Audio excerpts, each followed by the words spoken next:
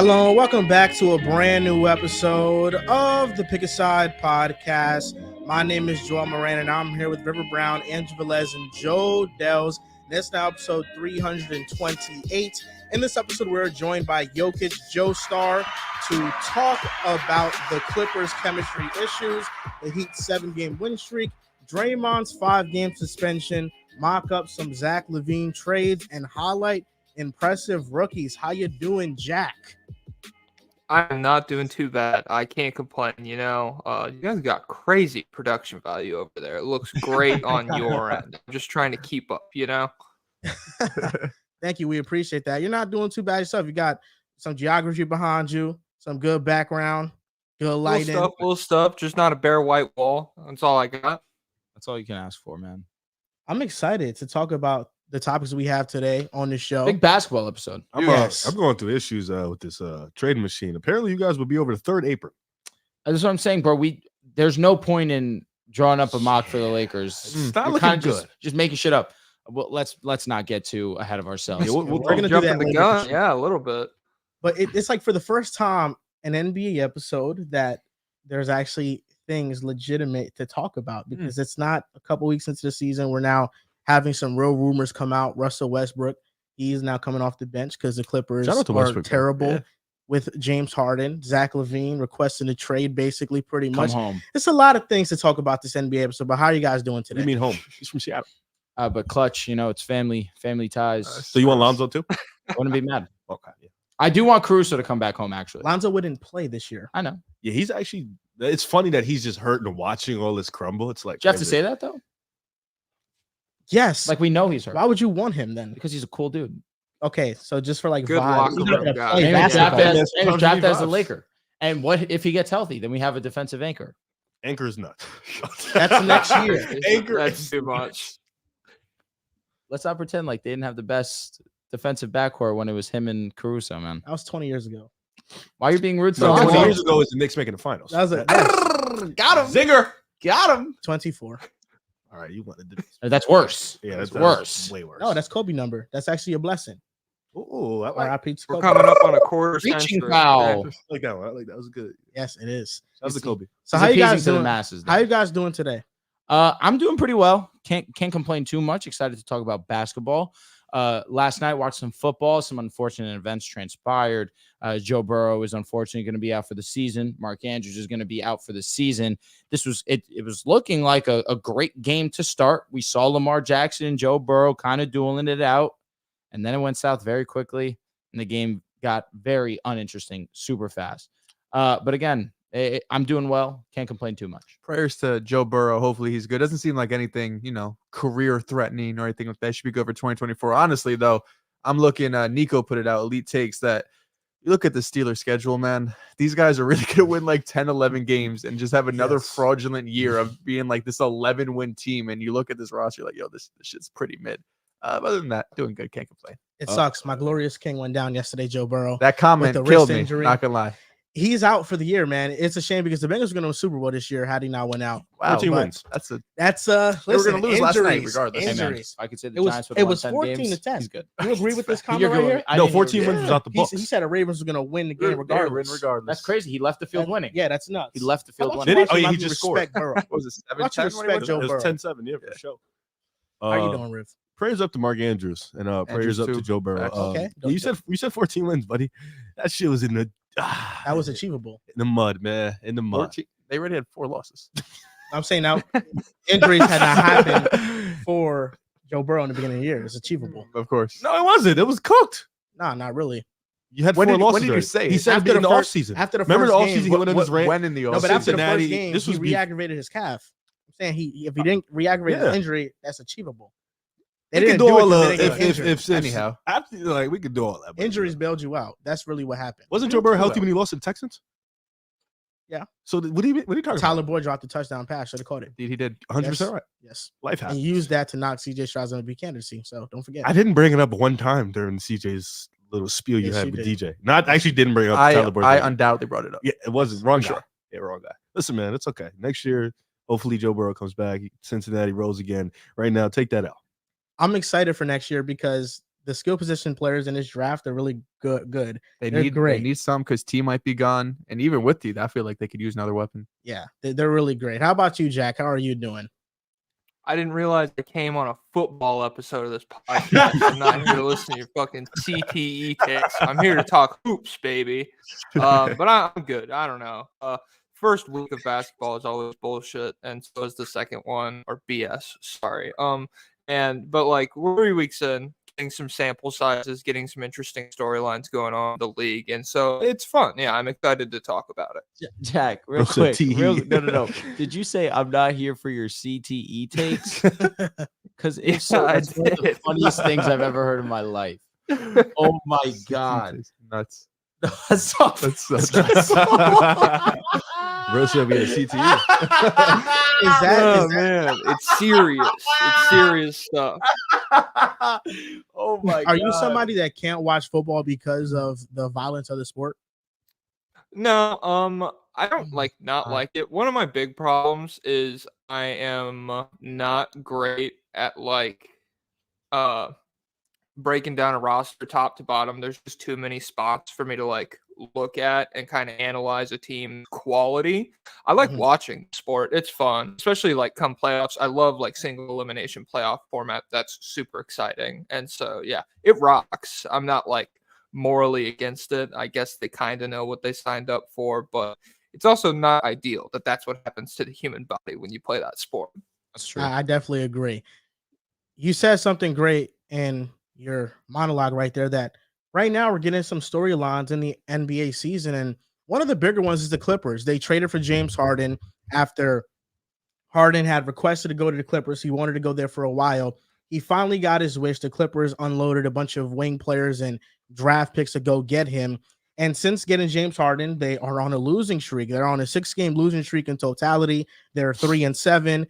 With Harden, they have a negative 21.8 net rating, which is last, 104 offensive rating, which ranks 29th, and 125.8 defensive rating, which also ranks last. To the point that Russell Westbrook volunteered to come off the bench. He said, I'm going to come off the bench so you guys could build up some chemistry and continuity. Now, Riv, you're a Clippers fan because you're a Paul George fan. I'm leaning on you for your Clippers analysis. What do you think this move does for the Clippers now that Westbrook's coming off the bench? Yeah. For starters, everybody at the table were pretty much on the same idea in the Harden trade. They were skeptical. We felt this starting lineup might not work. Having Harden and Russ in the lineup defensively is not good. And when the Harden deal happened and they started, you can see it off the bat. This team does not defend. The starting five is not a good defensive unit. And then, of course, Plumlee went down with an injury, which means they don't have a backup big, which hurts them because now Zubac has to play a lot more minutes. They have to rely more on that small ball lineup. But specifically in those Grizzlies and Denver games I want to talk about, because the Grizzlies game, for starters, this starting five can't get everything right at the same time. It could be Kawhi's having a good game, Paul George having a stinker. Paul George is having a good game, Harden's having a good game, but then Kawhi's not having a good game. Westbrook's they can't seem to have a good game at the same time, and that's an issue, and you saw a couple times Paul George lacked the aggressiveness, and sometimes Westbrook lacks it. They're trying to figure out that funk, and while they're figuring out that funk, because you want to figure out that funk early, you want to get it out the way early, of course, but they don't defend it. I think that is the bigger issue than the offense, because you just expect great players to figure out everything on offense, but defensively, they do not defend, and that is a big, big issue. You saw that Grizzlies game. Every time they make a run, they can't get a stop. And it wasn't like they were playing their starters. No, a dude named Jacob Gillard, I believe, was out there. Marcus Smart was killing them. Desmond Bane was killing them. This team, Luke Kennard at times, this team just doesn't defend. But then, against Denver, they probably put their best defensive effort out there all season. I mean, they played the best defense we've seen on Joker probably ever. Joker had one of his worst offensive games. He was still able to do what he does towards the end in the clutch, but defensively they were able to get in sync. They found a little bit with something with PJ Tucker on the Joker, having him at the small ball five. Offensively, they looked at going, but then those late fourth quarter woes that have been troubling them for the past 2 or 3 seasons happened again. They went dribble, pound, one-on-one, didn't move the ball late in the game, choked that game essentially, didn't score. 6 minutes left. They had, I think, 2 field goals. I think Norman Powell and I forgot who else. I think Paul George and Norman Powell were the only ones that made another field goal. And a lot of it was just 1-on-1, get the ball late in the shot clock, 9-8 seconds. Now you have to make something fast, not being able to make the extra pass. It just wasn't nothing cohesive, and you brought Harden in and Westbrook to be those facilitators that get these guys involved, but it looked like a lot of the same. Now for the Clippers, for them to figure it out, I credit and I respect Westbrook for what he did. He admitted, like, he came to the office and he was like, yeah, I want to come off the bench. I don't think it should have been him. I think it should have been Harden. That was the one that was like, no, this is Westbrook. You was here first. You guys are performing. Let me come off the bench. But shout out to Westbrook. He just wants to win, as you can see. But now it's going to be interesting. You plug in T-Man, who's the favorite to probably start. Let's see how this defense will look, how the lineups will look with Westbrook off the bench. I think he's going to be fine. The question is just going to be, defensively, can this team figure it out to continue to win more games? And they got Houston tonight, who's not an easy matchup we've seen. Yeah, they've been great. Houston's been playing great on both sides of the ball. They're a hungry young team. They're looking like no slouches. So, the Clippers got some troubles, but I think defense, communicating, because even late in that Denver game, you saw a lot of the things that they ran the same play 5 times. A lot of it was communicating. They could not communicate, did not figure out switches. They were getting lost in a lot of plays. And then on the opposite end, the offense, they wasn't doing none of that. They were just running one-on-one. So for me, defense is the biggest issue. But I'm not going to say their season's over. I'm not going to sit here and overreact. Like 6 games is crazy. 5 games, 0-5 with Harden is insane. But I think they figured something out in that Denver game, and I think it can continue, but it does start tonight. Now, Jack, what do you think about the Clippers? Do you think they'll be able to figure it out? I think it depends on what we mean by like figure it out with the Clippers. Do I think they're going to become like a top tier title contender? Probably not. Right now, I think the focus shifts to just playing at like the level of a team that's really trying to be competitive in the postseason. They haven't even gotten there yet, so that's kind of the first hurdle. I don't think they really have the personnel to be a good defensive team. So to me, what jumps out is like, you want to be passable on that end, but just the idea that even with Russ on the bench, I don't feel like I'm nervous about this team's ceiling offensively. I feel like Kawhi has not really been what you would expect him to be when he's healthy. Paul George has been good, like 25 a game on good splits. And it just, in terms of like shooters, cutters around Harden, lob threats around Harden, doesn't jump out as a roster that would typically have the tools to give Harden like a top tier offense. And so that's the side of the ball that I'm more concerned about. I feel like if they can get clicking offensively, they will be able to compete in games more. I think, especially down the stretch of the Denver game, you're not going to be able to guard Denver very well. But if you can get going offensively, then you can at least like try to go bar for bar with them in scoring down the stretch, which did not seem like something you were close to being capable of in that game.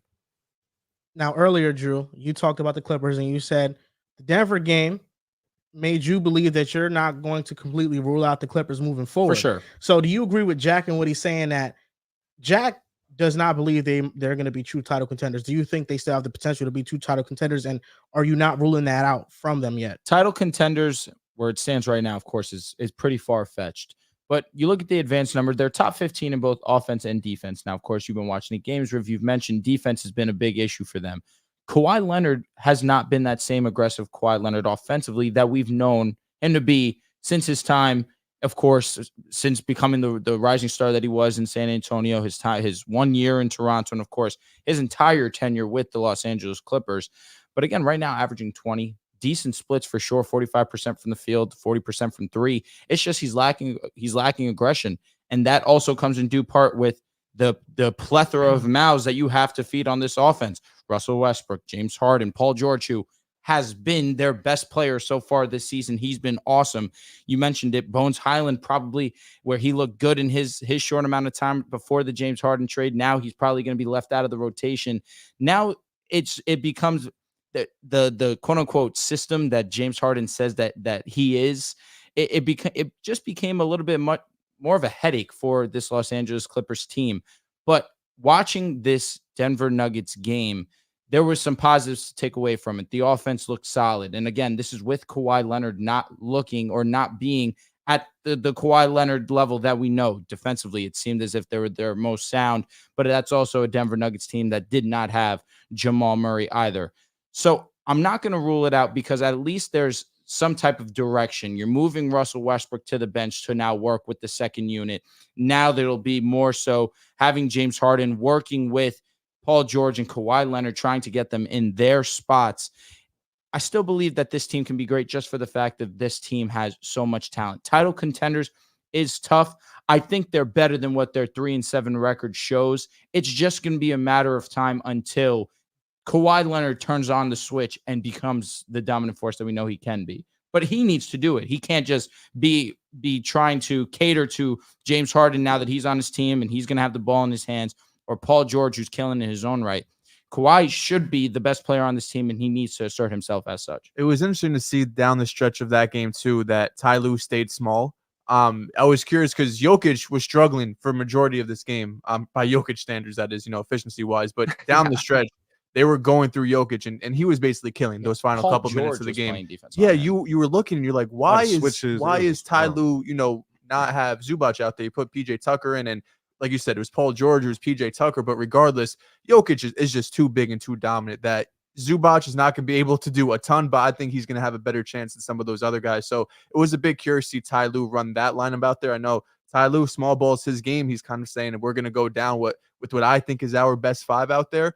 But even this five, right, with Westbrook, Harden, all of these guys, 58 minutes, -14 net rating, offensive rating of 90, defensive rating of 104. It hasn't been the prettiest.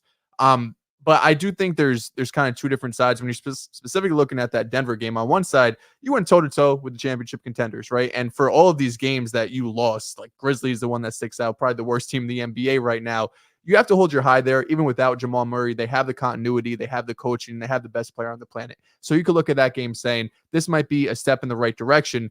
But I do think staggering these four guys, Harden, Westbrook, Paul George, and Kawhi, is ultimately going to lead to more success, because I don't think having all four of them on the court at the same time is, I know the saying is there's only one ball out there, but there was times even down the stretch of that game where 2 minutes left, I'm seeing Harden do a pick and roll, and I'm seeing Kawhi standing in the corner. I'm like, I want Kawhi or Paul George to have this ball. James Harden's fantastic in his own right, but I want these guys to be closing the game in the final couple of minutes. So I think over time, they're going to need continuity. They're going to need playing time to figure this out. But I think ultimately staggering these four guys, and Ty Lue's going to have to figure out what that perfect combination is come fourth quarter, come crunch time. Whether that's having Westbrook on the bench, which would probably be my guess, just from a spacing aspect.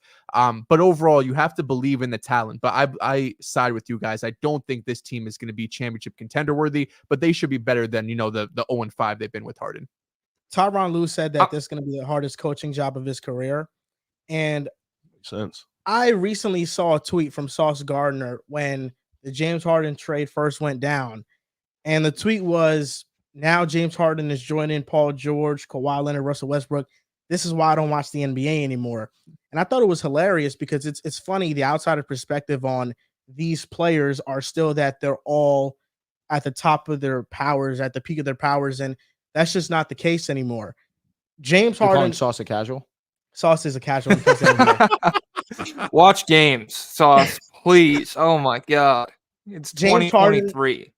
Is not who he once was. That explosiveness, driving to the basket, the ability to penetrate the defense. He can't do it like he once could do it. And right now, I think he's good at it. He's not great or phenomenal at it. Russell Westbrook is not the same player. Kawhi Leonard, it feels like he looks a step slow. Mm-hmm. It feels like those knees are catching up to him, unfortunately. But Kawhi Leonard's not dominating. He's not playing at a top 10 level this year. And that's the version of Kawhi Leonard that the Clippers ultimately signed up for and traded for when they brought him to the Clippers. Paul George has been this team's best player.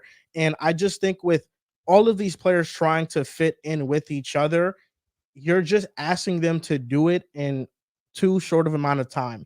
Usually when you build a super team like this, it takes a while for these players to mesh, more than one season. So we're asking these players to buy in when Westbrook's on a 1-year deal, I believe. I don't think he's committed. Yeah, they're all on 1-year deals. So they're all of that's them. actually crazy. Oh my God. Paul George and Kawhi are probably going to decline the player. They're going to think they would get more money in the And that's a fantastic point. These are all players that are on 1-year deals. They can all leave the Clippers after the season. Kawhi and Paul George have player options, but with James Harden, he's an unrestricted free agent. Russell Westbrook, unrestricted free agent. So you're talking about your 4 best players are not even bought in and committed on a contractual level for multiple years on end. I just think that it was trending this way before they got Harden, that this was going to be a failed super team experiment between Kawhi and Paul George, whatever it may be, choking in the bubble, injuries after that when Paul George led him to the WCF.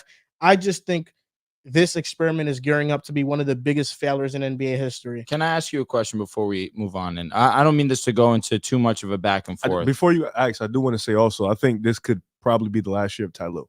Okay. And I think because you got to think They if, reset. yeah, if you reset, you're not going to reset with Ty Lue, in my opinion. I think if those 4 go, you're probably going to be like, all right, Ty Lue can Why go not reset with Ty Lue? Because I think they'll go into a rebuild, and I don't think Ty Lue is a rebuilding coach. I think he's a coach that if you have a team that is there to win, I think he's your type of guy. Like I don't think. Yeah, I guess he hasn't been put in that type of situation. Yeah, for the most part, he's been. Though. Yeah, no, I agree, but I think him personally too. He wouldn't want to sit here and be here for a rebuild. In my opinion, I think he would want to go somewhere else. Like I think he's one of those guys where it's like, if these 4 go out the window, I don't want to be here for long because the Clippers rebuild is going to take some time. Like this isn't going to be a short. If they make it a short rebuild, shout out to fucking them. But this, this is going to be a long rebuild. So I think they want to go in a different direction. So what I was going to ask is maybe we can get on the same page, because where you mentioned super teams and it's kind of too little time for them to mesh together. We've seen some super teams put together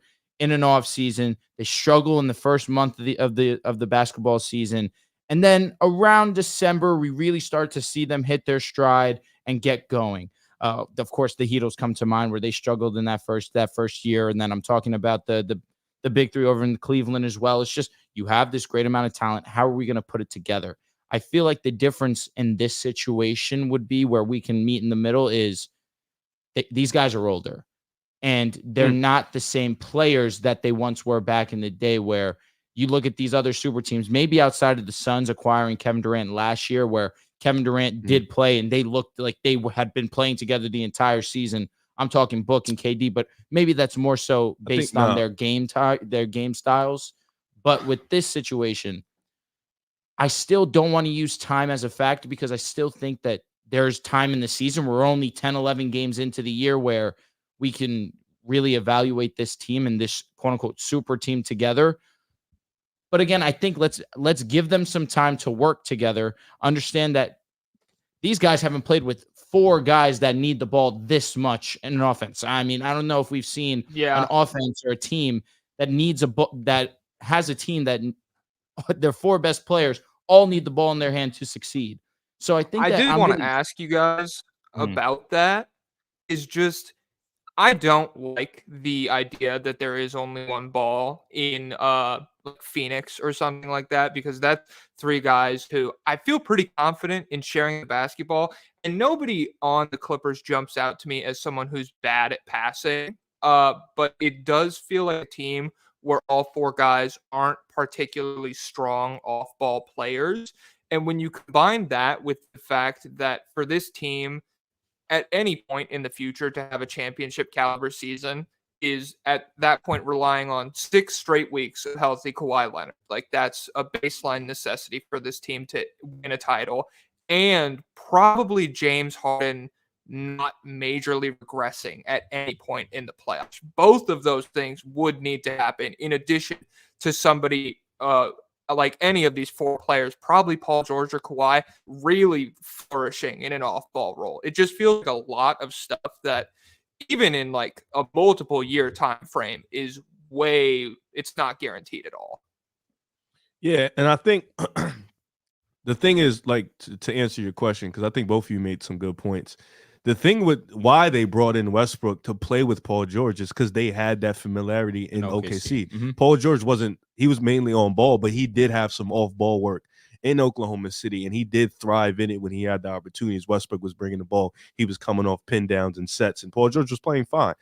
And I think had one of his best seasons. Yeah, ever. And I think you mentioned it. Like none of these guys are particularly strong at it. They need the ball at it. And you not only do you need 6 weeks of straight Kawhi, you need 6 weeks of Paul George too to be healthy. Because if either one goes down, there's zero chance that this team can come out the West. There's already a struggle to come out the West or even get out the first or second round because you can play Phoenix, who can match you talent for talent. You can play Denver, who can match you talent for talent. Like there's teams in the West, Minnesota, the Lakers. Like there's teams in the West that even though you got these big four, you can still get matched talent for talent. So and they're it's all really, deeper too. Yeah, they're deeper, like deeper. They have more bigs. continuity. They got bigs, like, and that's why the thing which you said, I think it's different than the Heatles because they had they went to Bahamas. But that's what I said. It's the age difference. Even the LeBron thing, like they had a off season together. Like with the Cleveland, they had an off season together. This team was a different team 2 weeks ago. Like they had 4 or 5 games of a different team. Then you bring in Harden. It's like, okay, wait a minute. We was just hooping with Westbrook's our guy, Kawhi and PG. Now we bring in a whole new guy. Not middle of the season, but we were kind of 4 games. That's why it's early. It's let's give them until December, January to really say, yo, this team's chopped. Losing to the Grizzlies is crazy. So do you think there's any world, because we've discussed this, I think when we had OG on, that the Clippers are going to feel some pressure, new arena building next year, right? If this just goes to shit, I'm sitting here thinking, I don't even know if will Steve Ballmer even make that decision to say, listen, we tried, we're sitting February, we're at 5 games under 500 for them to even make that move. Because I think the worst thing they can do is they have this team, it doesn't work out. Again, I'm with you, Drew, it's too early, but in this hypothetical situation, it doesn't work out. And to sit at the deadline, have all of these great assets and not move them. Now, again, it's too early. 1-year contracts, you can be able to. I think 1-year contracts, teams are going to be more willing to be like, we don't have to make a long-term commitment. It's 1-year contract, reliability, injuries. Like, I don't know who would trade for a degenerating knee Kawhi right now. You know, I think a lot of teams will trade for Kawhi. I don't know. Like, it's not even a lot of teams with enough market to even give that up. You know what I'm saying? Like, it's what's his trade value. I think the teams Knicks would trade. I think the Knicks would chop at the bits to trade for Kawhi. Teams would trade for him. The Knicks is a fair one. Teams would want Kawhi, but here's the thing: why would the Knicks? It's tough. Why would the Knicks give up a lot to bring in Kawhi on a 1-year deal, which we all know with Kawhi, you will never ever figure out what he's going to do for next offseason because that's a gamble. It's a big gamble, and a guy who hasn't played in a full postseason in 2 to 3 years. Am I crazy? 3 years. Am I crazy for saying that? Let's say this hypothetical scenario does exist. Am I crazy for saying the Knicks would be like, well, we'll give you RJ Barrett and like 2 firsts? You think that's the thing? Do you think the Clippers would even accept that? I think they would. That's not a bad deal. I think that's probably around what it's going to be for Kawhi, who's just like, if you money even work, you can't get healthy Kawhi. Yeah, and I think for the Knicks, it's like we are going to be stuck as a middle of the pack playoff team for years, and we have to wait for a superstar to become available. Why not take the gamble if the opportunity presents itself? Just hopefully Kawhi's healthy for a postseason. Yeah, the off chance he does, that's going to be your best chance, most likely. But again, that's so fun. Oh my god! Knicks fans gonna be like all these. So let's say Knicks fans are going to be like, no, RJ Barrett's been playing as good as Kawhi this year, so we shouldn't trade him. Yeah, well, that doesn't work. How much offer there? I mean, Knicks got contracts. You could put in Fournier in there. RJ's not getting paid. I don't think they were across the tax apron. Which one? The third. Shit. Therefore, this trade is not possible. Remove $11 million. Yeah, remove $11 million of incoming value to remain below the hard cap. Yeah, I couldn't even do it. Well, that's for RJ and anyway. Kawhi straight up. Yeah. No, yeah, I know. But we'd have to offer something more. It's the fucking apron hard cap. What the fuck does that even mean? Stupid. Come on, bro. It's about bringing I got him bringing up the trade machine now. I got Kawhi in his mind on the Knicks. Definitely do got this trade machine up right now. Let me see if I could share my screen because it would make it much more helpful if I could. Yeah, add somebody. Maybe. I do think it'd be very funny if, like, through all of the jersey edits the Knicks have ever gotten, wind up with like Brunson, Randall, and 33-year-old Kawhi Leonard, and like that's the one they run with. Yeah, if you had Evan Fournier, this trade 100%. 2 first rounders, RJ. Evan Fournier is not on the team, bro. I don't want. What happened to him? He's not on the Knicks, bro. What? I swear to God, he's not on the Knicks. Oh wait, he is. I was going to say. He's on there. He's on there. I was on the team. Because he said that to me, I was like, "Am I getting called on casual?" He doesn't what? Jack, having Randall as my 3rd best player, not the worst thing I've ever heard. Especially that's the best way for him. It is, but the thing is, Jalen Brunson and Kawhi. I feel as if that Julius Randle in this disgusting situation would have to find a way to initiate and get that's virtually. Brunson. I'll be honest, Brunson's cool. Jalen Brunson, Kawhi, and Randle. That's virtually no playmaking.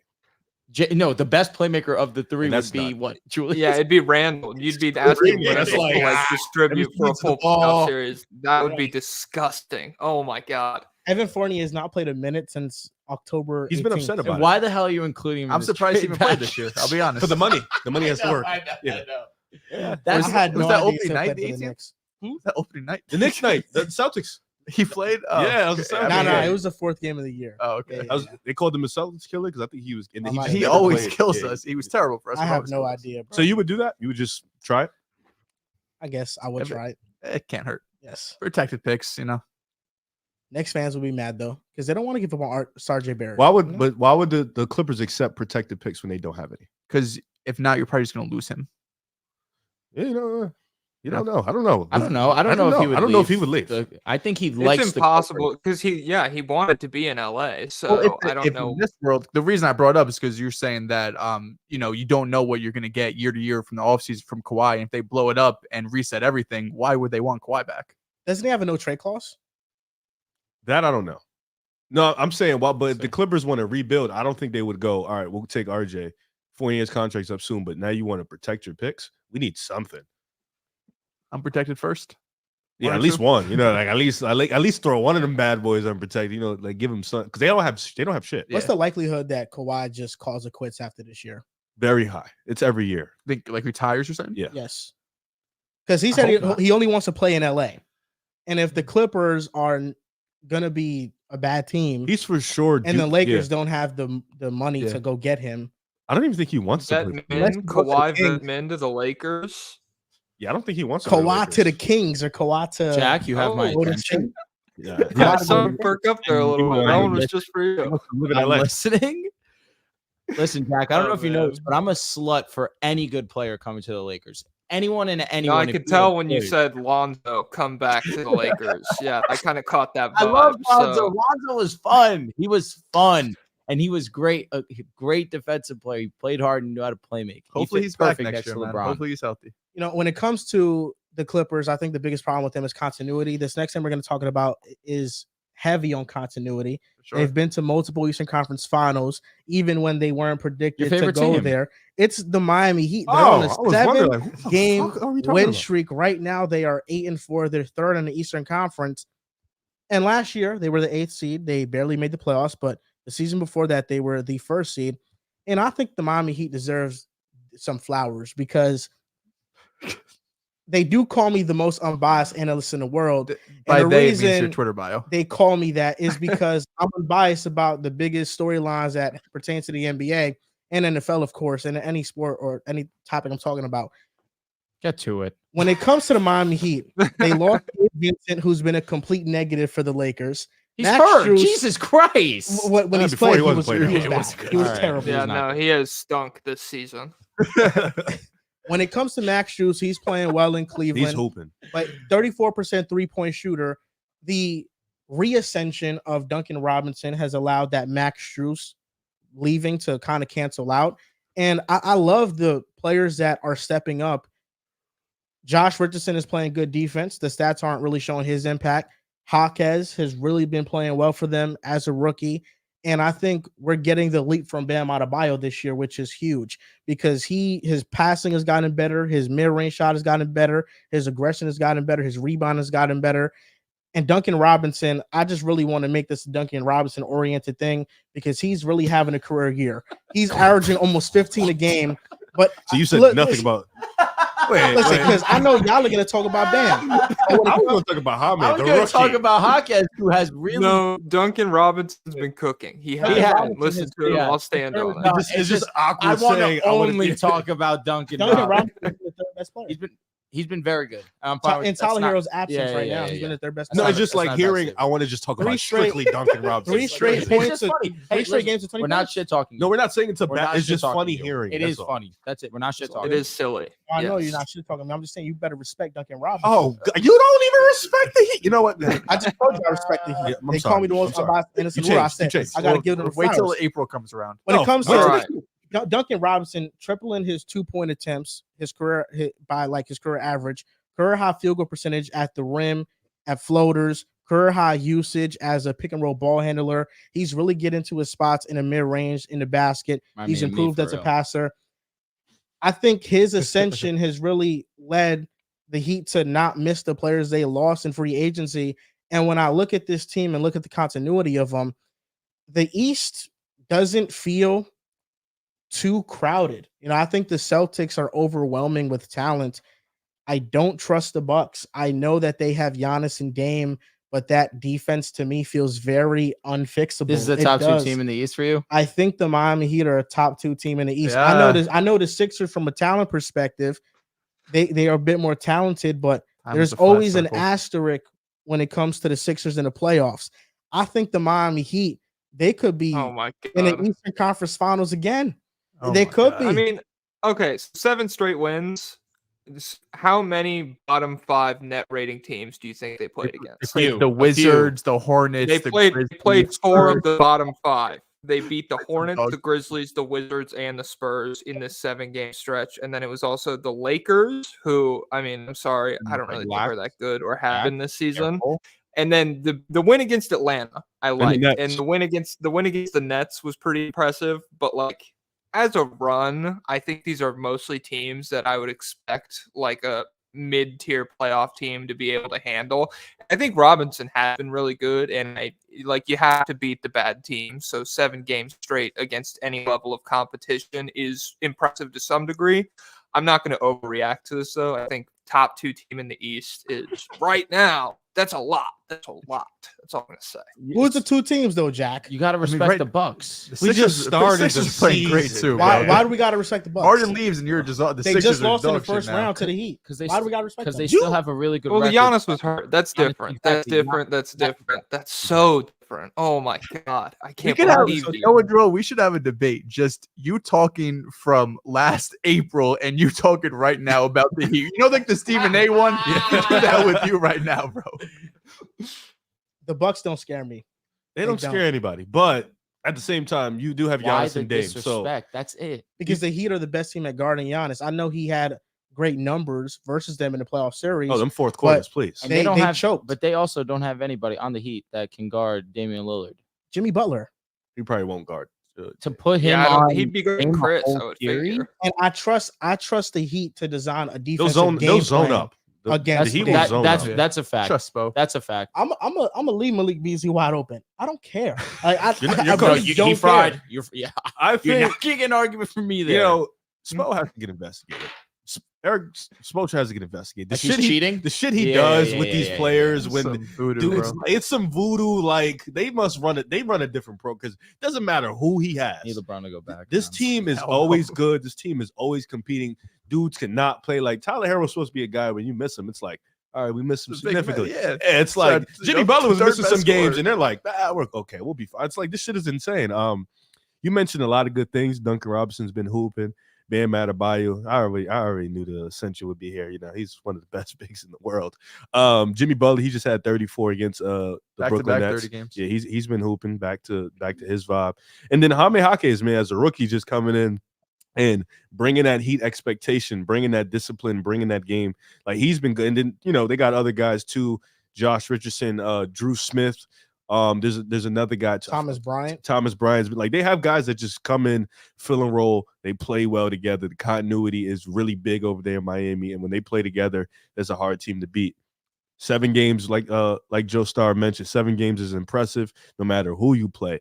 Second best team in the East. I'm not going to go that far. Who's better? It's just really early. I saw the topic list, and I said, it's not about who's better. It's too early to really define who's the best team, who's not. They've been hooping for sure. You give them that credit, but it's still time to figure things out. The Bucks can still figure things out. The Pacers have been hooping. The Hawks have been hooping. There's a couple teams. Pacers not better than the Heat, though. Listen, I'm not going to say here. They're not. I'm not going to say in a playoff series. You're probably I'm going to take the Heat, but I'm saying the Pacers. Other teams have been hooping. You give Miami their credit. I don't want to sit there and give them a tag so early. It's only Let me ask you a question, Riv, because before the show started, I said how I was watching Heat games all day today. You said I probably could have stopped after the second one, just for the fact of how they're going to play. They play the exact same way every single time they're on a basketball court. And let me ask you, is it because they're boring to watch that you feel this way? No, I'm saying if you doing film analysis, you don't need to watch 7 games of Miami to figure out what they're finna do. No, it's you can not figure out difficult. their tendencies So about easy. 3 to 4 games. Agreed. So Get Jimmy on the block, let him do what he wants to do. And defensively, they played the same way from majority of the Spo tenure. So it's like it's not that they're boring, they're fun, but they're also they're boring a little. They're boring. They are a little boring. I'm not saying that you're not. I mean, if it's they not play wrong to say. like if they play Boston, it's a fun game. They play the Bucks, it's a fun game. You know, here's a difference. Going on the other side of the book because Boston, with all due respect, they're a fun team to watch. Also, when they play Miami, it's always it's static. You're right. Yeah. Fair enough. Yeah. Here's where I disagree with what your point right here about how it's too early to label a team.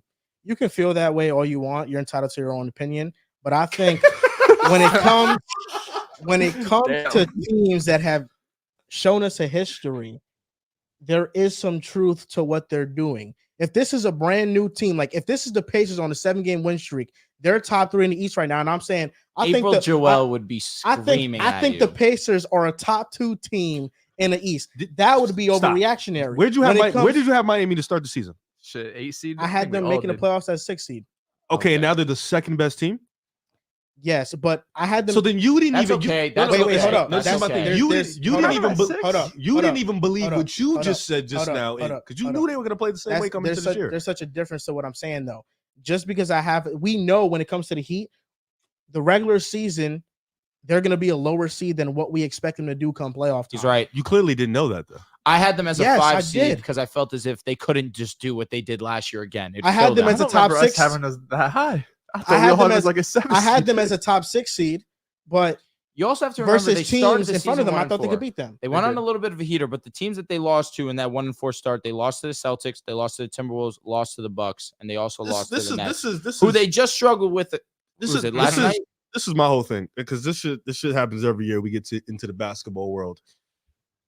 We go, the season starts. God, I just can't help but laugh. We have the season starts. And also, before you go, Go ahead. Jaime Jaquez, Jaime Jaquez, Amy. he knows how to play basketball. He's the Keegan Murray. He knows how to play basketball. I think I was a little bit critical of the pick, because I thought they should have drafted Cam Whitmore, but to be fair, we said that about 8 teams. He fits the Heat culture to a T, and that's my Central American brother. He's from Mexico. He's a Mexican American basketball player. I respect that. So that Jaquez. Your brother. Central American brother. Wow. I'm from El Salvador. Oh, so this is your guy. Brother. This is my guy. That. Wow. So he's a Jaime Jaquez guy now. Once again, UCLA. What are you talking about here? What does that have to do with anything? No clue. We didn't even know about him until last year. No, you're crazy. You know about how many years he was there?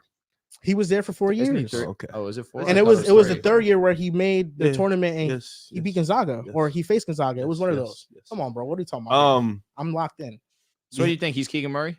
That's a good take. No, he's not as good as Keegan Murray. He's not. I'm not. No, saying I'm saying like yes. in terms of the arc. I get what you're saying. That he's ready. ready. Like he's an older player. And you know what you also said a player this season in this draft that could help a team immediately. You mentioned Derek Lively. I think Jaime's in that conversation too. 100%. We start the NBA season. We have our little fun in the off season. Then October starts. Teams play well. Then November starts. He does this every year. It never fails that when we have an NBA season, he does this Never every forget year. The Bulls apology. When in November and December, he jumps the gun. And we always tell him every year, don't jump the gun. Just wait, relax. You really are. You don't need to jump the gun.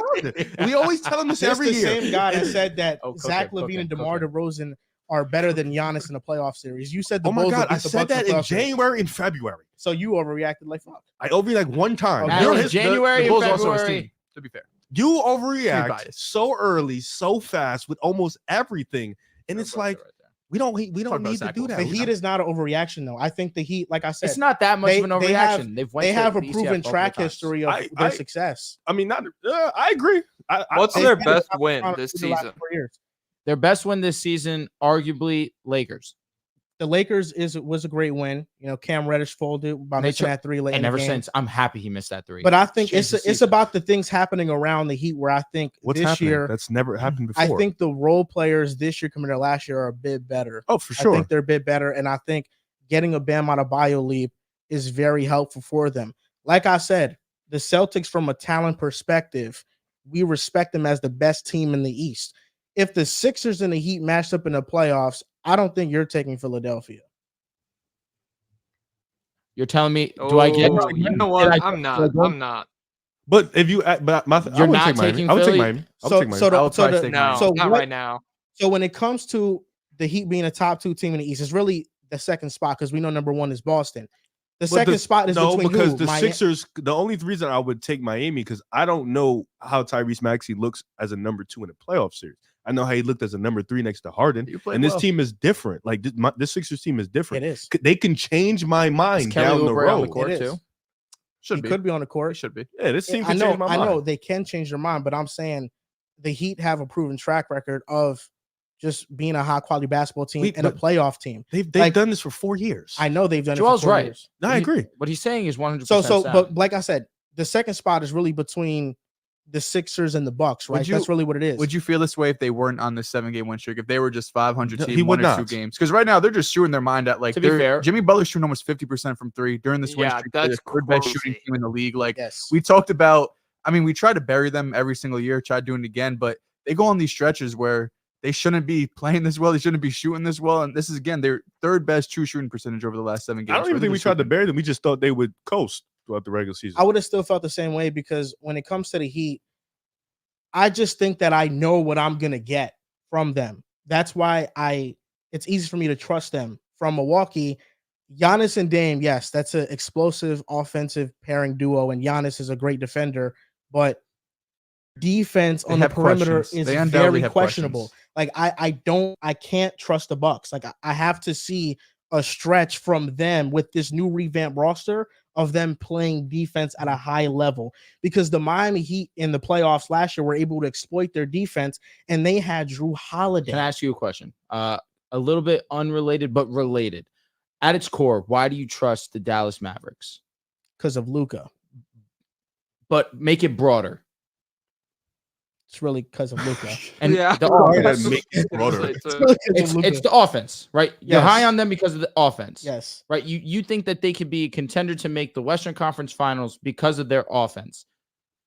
Is that not the same thing with the Milwaukee Bucks? I think as an offensive engine, I know what Dame is. Giannis is not a top 5, top 10 offensive engine in the league. He still can get to 30 any given night. Every offense that he's been a part of has not been a top 5 offense in the league. And they're still able to score points and get it done. Yes. But he also hasn't had a Damian Lillard next to him. Yes. What has won them playoff series has been elite defense. Like Giannis is not a top 10 offensive engine. Like if you're building your team around an offensive player, I don't think Giannis goes within like the first 5 picks. I understand. So I think But you also have Dame. His weaknesses are Not just Giannis. I know. Giannis's weaknesses are very exploitable in the playoffs. And Dame, getting him helps, but the defensive vulnerabilities with him, I think there's a big question mark around that. But the defense isn't just bad because Damian Lillard's on the team. And also, no, it's not. It's a everybody. multiple. It's a lot of people. Rivers right. It's a lot of people. And coaching. Also, yes, and coaching. When it comes to Dallas, though, I trust them at a floor. How did we get about that? But right now, I said you trust Dallas because of their offense. but right, But we know that Dallas's defense can be fraudulent. but right now, I would not feel comfortable in saying that the Mavericks can make the Western Conference Finals. I think the West is loaded. The East, it's very clear cut in the East. It's the clear in the East. We know what the matchup in the Eastern Conference Finals probably should be. Maybe not. In the West, I think it's very up in the air. Like if I today would be like the Heat and the Celtics are in the Eastern Conference Finals, you would not be shocked. But I think Any the West, team in the West, if I said, you'd probably be like, a lot of things got to go West, right. I think we all comfortable know saying Denver. Denver's going to be Denver there. versus whoever. And Denver, who's the second team? Who's the second team? We don't know. That's why it's But up in the air. I think that second team in the East could still be the Bucks if the Sixers continue to play like this. They could finally get over that hump. Like I still think there's probably 3 teams in the East that you're saying outside of Boston could get to that. Yeah, I think Miami would be the favorite, but you wouldn't be surprised if Philly's in there or if the Bucks are in there. I like Philly. It depends on the matchup because if Miami and Boston play in the second round, then it's like we're waiting. They're for losing that. Yeah, If I'm ranking the East teams right now from just what I'm seeing right now, I think it is Boston, it is Miami, Philly, and then it is the Bucks number 4. I mean, if you talk about right now, the Bucks don't look better than the Pacers. So I know, but I'm just saying trusting them like in The players. totality. They're still able to win some ball games, though. because they have Dame's also they have missed a Giannis handful and of Dame. games. Because it's Yeah, Giannis. Dame's missed a handful, so has Giannis. But in both of their absence, What are we going One's to talk been about? able to Dame being win. a free throw merchant. It's not- Talk about the guy. shit. First. Kind Early- of a little bit. Kind of true. But also when it comes to the Bucks, it's other concerns outside of just the duo and the defense. I mean, Chris Middleton, his Doesn't- health is yeah. not getting any better. Also, you Painful. can talk about Brook Lopez and how he's not been nowhere near the defender that he was last year. They're changing up the scheme. Mhm. You know, that's He's really the old too. thing. He is And old. he's he, old. He looks old. He looks Like old. he looks. That's one thing about Milwaukee that jumps off the screen to me is that they look like they do not like to run in transition a lot of the time, which is hard to maximize Giannis's offense when you're a team that doesn't want to do that. That's pretty clearly where he's the best, and so like I don't know, just the way some of the guys get up and down the floor is a little bit intimidating. And damn, I'm kind of like. Joel's pulling me over because if they go into like a playoff series, Milwaukee, Miami, Spoelstra is running circles around. What is it, Adrian Griffin Adrian in Griffin, Milwaukee? yeah. He's getting blown up if they go at it in a coaching battle. Like that's not even two He in the win- same tiers of Probably win coaches. every coaching battle in the league. This is He a would. fact. The That's right. only one. I'm not Yeah, mad but the at gap is you. Yeah, huge in Yeah, that no, one. he'll destroy Adrian Griffin. The only thing is, I'm here laughing just because I know your history with Miami Heat. I sit here and I'm enjoying They got listening to the Hawkins and one. it moved me. Now, in all seriousness, gotta live up to my mantra, man. What's your Gotta live mantra? up to Unbiased. Flip innocent side? in the Oh, my world. fault. He was Mr. Unbiased innocent in the world. So what was going on last playoffs? You were being unbiased? I really thought they were gonna lose. I So did wasn't I. me being Every time? I thought the Knicks would beat them in the playoff series. You thought after they beat the Bucks, you genuinely That's believed them. crazy. Oh Yes. my god. yes. You I thought thought the Knicks were gonna beat them? Knicks, Yes. Knicks are playing good They basketball. were They, playing good they basketball. upset They were Cleveland playing too, good like basketball. like dominated Cleveland. Can't even hate on shockingly. that. I That's was 'cause I was Cleveland doesn't have the heart to go on the boards like that. Yes. Jared Allen's a little bit soft. I was in under the here, you know. assumption that the Heat's first round win against the Bucks Was was super fluky. also shooting. So crazy. that's why after they won, I was like, I think the Knicks win. And then versus Boston, you know, the Celtics had more talent, but the Heat are just a better coach basketball team. And they were up 3-0. They, made it a 7-game series. twisted ankle away, man. Who But, knows? Yeah, I thought the Celtics would beat them in the series too. So that's really what it came down to. What could have been? It's not that I didn't believe. I We would've got believe smoked by those teams would have Denver, won. but that would have been fun. My goodness. It's unfortunate. What we got next, man? Knicks should have made the East Conference Finals, man. last year. Anyhow, We need Kawhi that Leonard. would have been fun. That would have been 5 games. Y'all would have Anyhow, went to the finals. Yeah, we would have got smoked by Denver. Nah, but it I'm would've just been shit talking. Yeah, you would have had like a week or two of rest. True. Wait, no, because the Denver took care of business. Oh, right. Which my fault. You didn't have to do that. I bro. know. I honestly, genuinely forgot. I forgot. That hurts. It's my fault. I like literally forgot. You Jack- still- yeah. Jack mentioned the Bucks being super old. I think this next team we're going to talk about is also falls into this category. They look slow, and that's the Warriors. The Warriors right now, I believe, are on a 5-game losing streak. Draymond Green has been suspended 5 games because he headlocked Rudy Gobert. And before we talk about just the Warriors and their That's hilarious. issues, let's talk about Draymond Green and him headlocking Rudy Gobert. What did you make of that situation, Jack? It doesn't like the suspension doesn't surprise me at all. I think like what was crazy about watching it back is the fact that you get like 7 seconds into it and Draymond and Rudy are going away from where McDaniels and Clay kind of started it off. And Steve Kerr's right there. And he's like, Draymond, let him go. Draymond, let him go, please. And like after that point, it still goes about 10 seconds until Gobert is on the floor. And so when you look at it from that perspective, on top of everything else Draymond Green's ever done, I am like, it would not surprise me if it was more games. That is insane that he did that on the court. Beyond shit. that, like Right. just from the perspective of the Warriors, they're in a shit spot. Everybody stinks but Steph. Shout out to my God, my brother. He's saving you guys from being a bottom 2 team in the league. That's what goats do, man. You know, you LeBron. You're right. That's what goats Lord do. knows. That's what James Harden did 2015 with the Rockets. In 2014. Oh, when Steph beat him. Yeah. Yeah. Okay. Another year of Steph owning that guy. Yeah, the I watched it live. It was actually funny as shit. I actually didn't see, like, I was watching the game, but I didn't notice Clay and Jaden were going at it until like the crowd jumped in it. And then you just see Draymond just hook him right by the neck. It was like the hooking part, whatever. But like the dragging him, like he wanted to really hurt him and then put him. He was that was trying like, to get him to yeah, tap. it was like, what are you doing? Like, okay, you hooked him because from your angle you see Clay getting hooked. Whatever, that's fine. But then like the dragging after was like, why are you doing that? And then like I've never seen a Draymond incident like JokicJoestar mentioned, where Kerr is right there, like, Dray, stop. Like, what do you like? Kerr. Let him That's go, like, Draymond. in my opinion, that's the first time that maybe my memory's fucked up, but that I've seen Kerr really be there. Like, Dray, you're bugging right now. Stop. Like, usually he just like, it's Draymond, whatever. But that was the moment. He's like, what do you? And Dray's there. Ant's behind him, Cat's behind him. He's just still. And if you see Dray's face, he's like, yeah. Like, he's really like in the hood, like, tell him, like, I really yoke you up. Like, he's wild. And it's like, what did Rudy do that was so, like, made you do that? Oh.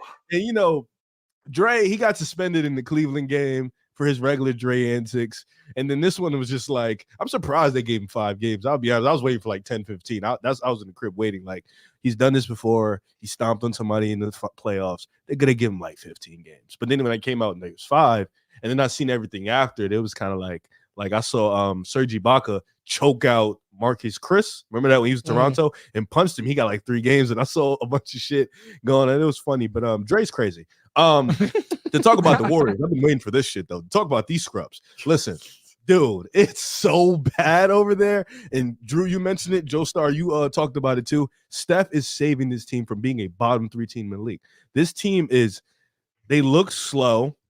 They're shooting an EFG effective field goal percentage of 46.4. Oh my God. No, wait. On wide open shots. This wasn't like contested. No, this is open which means they're wide open. They're getting the looks. It's just not that's going crazy. in. Like, it's like Clay That's like Clay has hit more threes than 3 NBA teams, and like this team can't. Like, it's like you're watching a team, like, you know how when you sometimes watch a team, you're like, you don't know what, like, that they're getting through their sets, they're getting their shots, they're just not hitting them. And it's like, defensively, you can only do so much when you can't consistently stay in games on the offensive end. And, you know, Draymond's out, so the defense is going to plummet. Steph went down with an injury from carrying them so much, so I understand why his knees hurt. Like, he was backpacking the majority of the time. He goes out, and you get good performances. Like, I'm not going to sit here and say everybody's playing bad. AirPods was amazing. Moody, when he actually gets minutes, is amazing. Now, you know it's bad when you go on YouTube, look up Warriors highlights. It's not Clay. It's not Draymond. It's not Steph. No, it's AirPod and Jonathan Kuminga. And AirPods, he was like in that mini game, he was fucking amazing. Like, he was hooping. He definitely, yeah, no, he was carrying. And Chris Paul played, even though Chris Paul couldn't score, he was playing good too. You know, it's specifically Andrew Wiggins and Klay Thompson that are stealing money from the Warriors, and it's insane. It's like, what about your boy Steve last Kerr? year was Jordan Poole. This year now it's Klay and Steve Wiggins. Kerr. I don't know, bro. Like, Steve's getting investigated too, because like these 4-guard lineups are ridiculous. Like, you keep playing Corey Joseph, you're playing Chris Paul, Corey Joseph, and Gary Payton. Then you're playing Corey Joseph, Gary Payton, and like another guard. Like, it's like, bro, I understand you're small, but like, you got to start trying something else. And I'm not gonna blame it all on Steve Kerr because his rotations has been bad, but there's not much you can do as a coach when your best players aren't hitting open jump shots. Chris Paul's also really struggled shooting the best. basketball. Yeah, but it's like, if Clay, like this team would be good if Clay and Wiggins were hitting jump shots. Nobody's asking Clay to create. Nobody's asking Clay to just hit open jumpers. And Wiggins the same thing. But if you're not doing that, this team can only go so far. And when Steph comes back, I don't like. Unless they start hitting their open jump shots, there's nothing really that you can fix this Warriors team. Yeah, they were small, but against Minnesota, they didn't get out-rebounded by an extreme amount. Actually, on the offensive glass, they were better against Minnesota. So it's like, against Cleveland, that was a bad matchup for sure, but this team isn't going to get better if they're not hitting open jump shots. If Wiggins and Clay are giving you virtually nothing, Steph can only do so much. Probably keep him in a playing spot. That's pretty much about it, though. I mean, that seems pretty self-explanatory. You don't hit your open shots, you're not going to win ball games. Andrew Wiggins is 5 of 37 from 3 this season. He has a team worst -74 on the season. And it's actually crazy the difference in points per game between Steph and the second leading scorer. Steph is averaging 30.7 points per game. Second is Klay Thompson at 13.8 points per game. That's a almost 17 point per game difference. You should have stood 10 toes on your Klay between the first and second option on the team. This shit never left. I came ready with the numbers. Wiggins, Klay, Kuminga combined is less than 6 points per game more than Steph Curry by himself on atrocious splits, like 40-18, brother, 80 man. Are you gonna split. make a Like, call? it's disgusting. Listen, I'm calling Toronto right now. Like, I need OG. I need Siakam. we need to make OG some, and Siakam. for sure. You Because need I to switch it up. Bob Myers is not there. He can't save you either. Warriors He historically. put you in this But hole. I think that's Not necessarily. that could be Just a traded positive. Poole. That could be a Yeah. positive though I because he think doesn't have that Sarge has been attachment to good for players. them. But that's what I'm saying. But I think Sarge has been Sarge good. Sarge is Yeah. good depending on who he plays Yeah. with, Yeah. which is Kerr's fault. But I think Dunleavy, Warriors historically have never known to make like any trade, like big Mhm. trades or major You haven't trades. had to. Yeah, that's what I'm So you're saying. So saying now, Kerr is a bad coach. He's not a bad. no, that is Fraud fault. watch. Fraud watch. Fraud Oh, watch my for God. sure. But you've been saying this for You have- some time. Years. I'm and not you're just saying I'm not- this I haven't off been of saying he's a these bad seasons. coach, but I'm just You're saying like troll for he sure. has been Because you trolling. said Darvin Ham and him in that series, it's like, hey, it's not like Kerr Darvin- wasn't out coaching Darvingham He wasn't. at all. He I wasn't. think we openly saw that. He wasn't running circle. Like you see what Spo did Uh-huh. to Adrian, like you see Yeah. what Spo did to Missoula and what he did, like that It was a dominating Kerr, that's what performance. Kerr, you expect that from a guy who has 4 rings, but then when you look at it, it's like, oh well, Darvingham isn't doing good. But don't you think you're being a little bit too critical, given that you just said that they were missing open shots? No, I've been pretty openly destroying Andrew Wiggins and No, Clay. it was me asking the question. asked- No, no, but I'm saying about Steve Kerr It's because also you know, playing Corey Joseph. Steve Kerr can't. That's No, what I'm saying. Kerr- I don't think Kerr- he's hating on no, Kerr. Kerr I asked doesn't- him. Kerr gets about 20% of the blame. I don't give Kerr like Kerr lineups could be better. It could for sure. His rotations could definitely Corey be better. Joseph can never. Yeah, I He can't. could keep get seeing him, waived bro. tomorrow. What Yeah. did Frank say? He said if it was up to him, he'd have Corey Joseph super glued to the seat. But I think you gotta really like. I think this all like, and it's funny because they all jumped at Poole, and they all like people bash Scapegoated, Poole. kind He of. was a scapegoat for sure, but Poole wouldn't do this. Like he's like this is embarrassing. But this Like, was the same issue you had in the Poole playoffs wouldn't against do the what? Lakers. missed this many open jumpers. I swear to God, he wouldn't. I mean, he had last year. stretches. I mean, in the playoffs last year. it No, was bad. playoff. We're talking about. We got to get there first. I know, but I'm You saying jumpers. last year, this was the same issue you guys had last year. You're like, we just got to hit our open jump shots. We're 10 No. games in, you can't hit open jump last shots. year was the bench was shitty. But against the Lakers, And you he guys lost also all couldn't hit playoffs, open jump shots. yeah, but we're in November. I'm not even thinking about April right now. I got to get past January and all this shit. Like now, it's like your next bet. Like you mentioned it, 13 points per game. That's fucking embarrassing. as your second leading scorer. Last game or 2 games ago was the first time we had another 20-point score outside of Steph. We like 7-8 games in. Yeah. So it's like, will Dunleavy make a move? Probably. There's doubt it. just not I enough think- offensive firepower on this team to be able to have any sort of fate or faith in them to make any sort of run this year. This is an average team, and it's an average team because Steph is making them average. If it's not for Steph, they're below average. Shout out to my guy, You know, man. you mentioned a lot of the problems with Golden State. They can't hit shots right now. I want to kind of talk about this Draymond thing because Steve Kerr wasn't happy with him after he talked about the incident.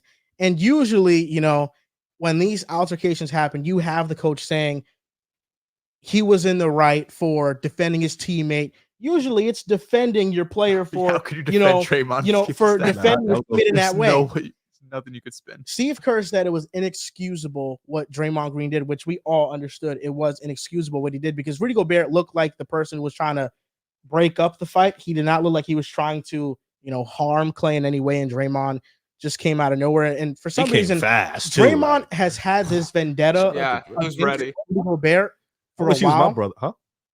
I'm so sorry. I meant like, you know what I'm saying? Like he seen Rudy and he didn't even give Rudy some. He, boom. It's like, no, listen, I wish Dre was my brother. I was outside, like you know. he's a listen. Yeah, he was there he's with a him. shooter for He sure. was there with him. I think it's very telling that Steve Kerr didn't defend his action, even to like a little bit. He didn't defend it at all. And I think in the past, you know, he has defended Draymond Green, but I think at this point, they're kind of getting a little bit tired of his antics. Yeah, he's They old as are shit doing that. because he's consistently doing this. Last year, it was punching Jordan Poole. Now this year, it's choking out, you know, Can't Rudy forget Gobert, stomping Sabonis in the playoffs. stomping Sabonis. Yeah. I thought Rudy Gobert's comment on the situation was perfect. He fried him. When he He did said fry him. every time Steph doesn't play, he doesn't want to play without his guy Steph. So he does anything he can to get ejected.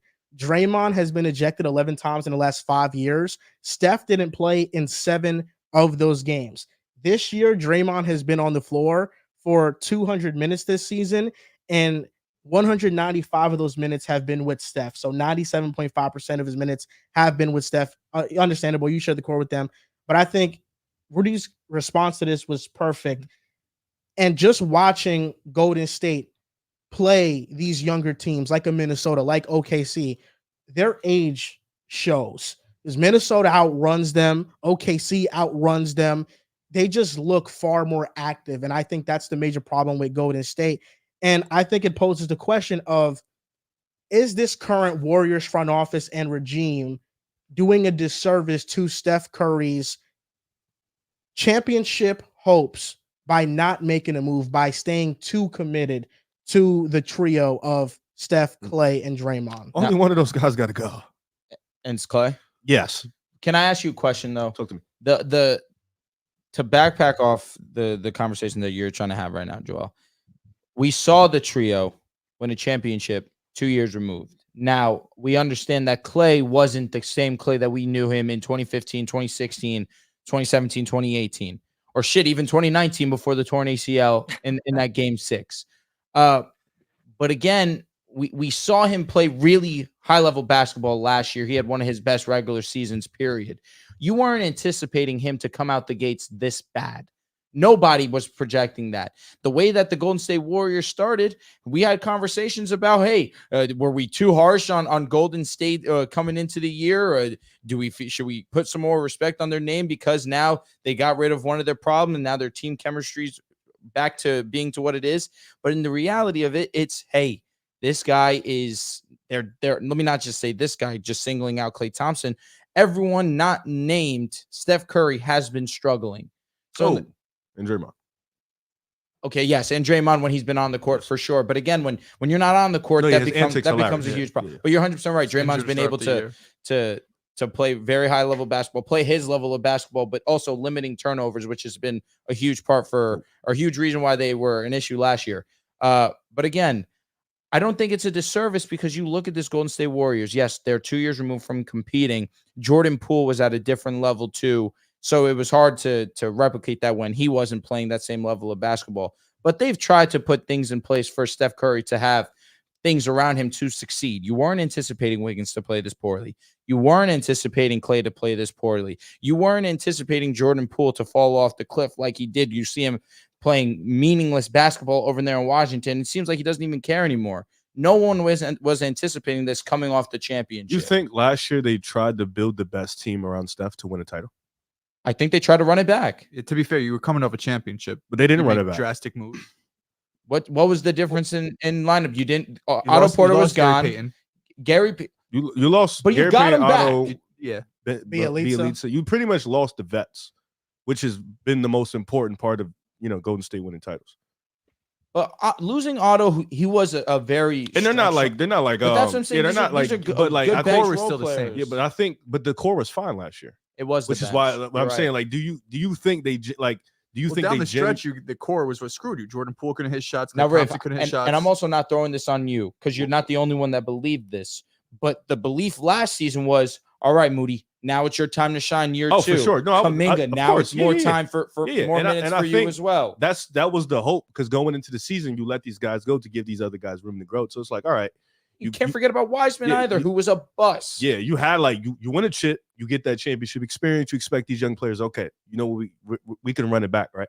Then it doesn't happen. Now this year, you mentioned that we were playing good in the beginning, but Clay and Wiggins were still struggling. They were. So it's like Joel posed a good question. I've been seeing it a lot on Twitter. Like, are you doing a Steph a disservice? I mean, if you have a top 4 player in the world playing at still his best, he's 35, 36. Like, how many years are we going to see Steph want to play basketball in the league still at this high level? Like, I think we got about 2-3 years. He'll be 36 next year in March. Listen, don't limit him. Don't limit him. No, it's not right even now. But he has openly admitted that he doesn't want to play. Like, he doesn't want to play too long in the NBA. So it's like at a high level, he'll keep it there. But if he even sees a scenario of decline, he'll probably just retire. Well, when's that happening? Listen, man, 38 is crazy. I think the splits are ridiculous. I'm just saying it's hard to imagine. Yeah. Are we gonna have him sitting in first and second round exits all the time? Or you build a championship team? It's hard to just. I'm sorry, Joel, but it's hard to just do that like that. They had opportunities this offseason to make moves. Like what though? They could have got Siakam. They could have signed. But I don't know. What could you have gotten Siakam? I don't know about that. It was in a play for. Let me not say in play. They had they were in talks. Was Toronto gonna take Jordan Poole for this? Isn't OG? No, it was like Wiggs, Kuminga. This isn't a huge move, but I think they could have signed a player like Reggie Bullock, who the Rockets signed off the Wouldn't been buyout terrible. market. Mhm. And I think Reggie Bullock, he's not like a fucking star, but he's a role player that's going to defend and he's going to hit threes. And I think right now you can argue that with the amount of open shots that Andrew Wiggins has missed, Reggie Bullock could have been better than what Andrew Wiggins is currently putting out right now. Mhm. I Yeah, but think you expect just a Wiggins to bounce move back. like that, it's not a huge needle mover, but it's just getting better on the margins. And I think it's on the front office, but I also don't want to remove Steph from this blame because I think Steph. Oh shit. Okay. and this is why you guys all eyes are wide. I'm waiting. But I think Steph Curry is ultra loyal to Klay Thompson and Draymond Green. And I think any trade involving Klay Thompson, who's his splash brother, has to get co-signed by Steph. And I don't know if Steph is co-signing a Klay trade. So if Steph doesn't want to co-sign that trade, he himself is putting himself in a situation and not maximizing this current Warriors team. Okay, good. I thought you were going somewhere else. We're here. I think one thing I'd be curious about is if the front office had used the picks that were used on Moody, Kuminga, and Wiseman, which felt at the time like it was going to take a second for those guys to get to the level of contributing where like a winning basketball team could really use them. If they used those picks instead on players like a Jaime Hawkins, Keegan Murray, Christian Brown springs to mind for me as a Nuggets fan, older guys who would be able to help contribute to a winning team sooner. I would be curious what this Warriors team looks like. And I feel like that's definitely something that you can kind of lay at the feet of the front office is like, we don't have, we can't straddle rebuilding and maximizing Steph's window. You have to pick one and nothing's going on right now. And I feel Definitely like- shot for upside. You guys are going for upside. And I feel like Kuminga, they did that last draft, and now you got to figure out where does Brandon and Travis like where do they fit? Because when they play winning basketball. Like they are the guys that are the 3-year players that know how to hoop. I mean, we just seen Brandon have a better game than Wiggins has had all year. We seen TJ Dick. He can switch out 1 through 5. Like he's good on the glass. Like he's a Kevon Looney replacement because Looney his hip and all that he fucked up. It's tough. But yeah, it's tough for my boy. Shout out to him though. I think that's a great point because at the time when they drafted James Wiseman, the other center was Onyeka Okongwu out of USC, who was more of an NBA-ready prospect, but they took upside with Wiseman. With the 7th overall pick, Couldn't have they anticipated took Wiseman to be that Kuminga, bad. who was drafted with the 8th overall pick. It was Franz Wagner. When they drafted Moody with the 14th overall pick, who went just a couple picks later? Who did go? Trey Murphy. Well, with the Pelicans. That'd be nice. Moody, they don't be trusted. I like Moody. He's the honestly, only one that I should stay. I swear to God. We were having this conversation last night. It's like, hey, of the two, who's more reliable for you on the Golden State Warriors, with Kuminga or Moody? Hey, it's listen, Moody. That hurts. Warriors could have also had. it doesn't hurt because Alperen Sengun. Moody's- He's the big Kuminga. Kuminga's my guy, but I will always choose Steph Chip over any fucking. course, I I don't know, give a I fuck know. about all that. Warriors could have also drafted Alperen Sengun. Mm. I mean, there was a lot of players in that draft that they passed. Sengun up would have on. been a weird one. for I sure. like the Moses Moody pick. The Kuminga pick, I thought he developed nicely under Golden State. It's really the Wiseman pick that was kind of an eye raiser because he only played 1 game in college and then he was It out. was like 2 Mhm. weeks. Yeah, he didn't play much in college and he was a very raw center. It felt like Onyeka just fit them more. But I feel like at the time, maybe my mind is playing games on me, but at the time of the draft, people were extremely high on Jonathan Kuminga. In between, it was Scotty The Barnes upside. and Jonathan Kuminga. It was correct. always gonna take time. Like he was like I don't know if you guys remember Jaylen Brown came out. He was like the raw talent coming out. Like, yo, if you develop him right, he can be. So it was kind of like the same thing. Like you take the reach, you develop him, and that's why for Boston it was perfect. He didn't have to start right away, And Kuminga, you would expect like he didn't have to start, but maybe we just don't have those type of vets to where it's like they develop properly, or like this is not a develop. This is like no, you bring in guys that are kind of already developed here, and then you just teach them the way, But with Kuminga, you got to develop him here and here. Moody, that's why Moody's so good. He was developed, so it was just like, all right, get the skill out, all that stuff, and he'll be good. So same thing with Brandon, same thing with Davis. They're already developed here, so they've been thriving in the system. So it's like now you got some decisions to make because you got Chris Paul, who outside of scoring, I think he's been fine. He just can't score, but the playmaking and stuff has been good. You got Moody, you got Gary Payton, like you got all these small guards on the bench. When are you going to decide to put Klay or Wiggins on the bench? No, it's never I happening. think you have to wait for at least Andrew Wiggins. 6 and 7. Bro. I know it's not great, but you've seen Andrew Wiggins play at such a high level, and Klay too. But we talked about this last night. Klay is obviously getting up there in age, the injuries. He's not the same player defensively. And if his shot's not falling, what is Klay Thompson doing out on the basketball court? Shooting. He's shooting. He's missing. That shot died. Yeah. Listen, I've never. This been the same. Me talking about Klay for a minute. Like he just. But I have faith in Wiggins being able to figure it out. And Klay's such professional that the shot's gonna eventually fall. He's not going to miss wide open shots for 82 games. But I think Andrew Wiggins need to hold that hope. It's been really, really ugly with Wiggins. What'd you say? Minus 74 with him on the court. Yeah, like that's insane. It has to balance out. The hope. The hope. Somehow. And me and Drew was talking about. Drew and Frank were talking about. The hope is with last year Wiggs at the beginning of the year. Shoot like a 40% clip. Got hurt, came back, then had those situations with his family. Reasons, so you give him slightly, but he has to play hard. It's not just he's missing shots. Defensively, he ain't been there the same. Locked in. Yeah, he's not locked in. We need you. If you was defending and rebounding, then you can bypass the shots. That's why we're so angry at Klay, because he's not only not making shots, he hasn't been defending well, which comes with the age and the knee injuries, and he really never was able to do anything else. So you gotta like Joel mentioned, you gotta maximize what you can from the Steph Curry is, because you're only gonna have so long, because that rebuild after is going to hit, because you're never gonna find a player like Steph ever again. So you're never gonna really. It's just I can say you're never gonna reach the pinnacle of 4 NBA because that's just hard to do. Dynasty. Yeah, you're not. So it's like you gotta maximize what you can right now. And if the situation is if Steph is that type of guy where nah, bro, Klay can't go, you're fucked because you ain't trading Steph. That's not happening. But if you do come up to him like, yo, listen. You and Dray, obviously you keep Dray, you keep Steph, Klay, we got it. Like, because they have not had any conversations about that contract. They have not talked. Klay was asking for a lot of money. So far, he's shooting himself in the foot by not playing well. So if that's the route you got to take as a front office, you got to maximize what you can from Steph Curry. A player that's available right now is Zach Lavine. And we're going to get into some mock trades for Zach Lavine. We're going to go round table here. We're going to start with you, Jack. Zach Lavine trade, what do you have mocked up for us?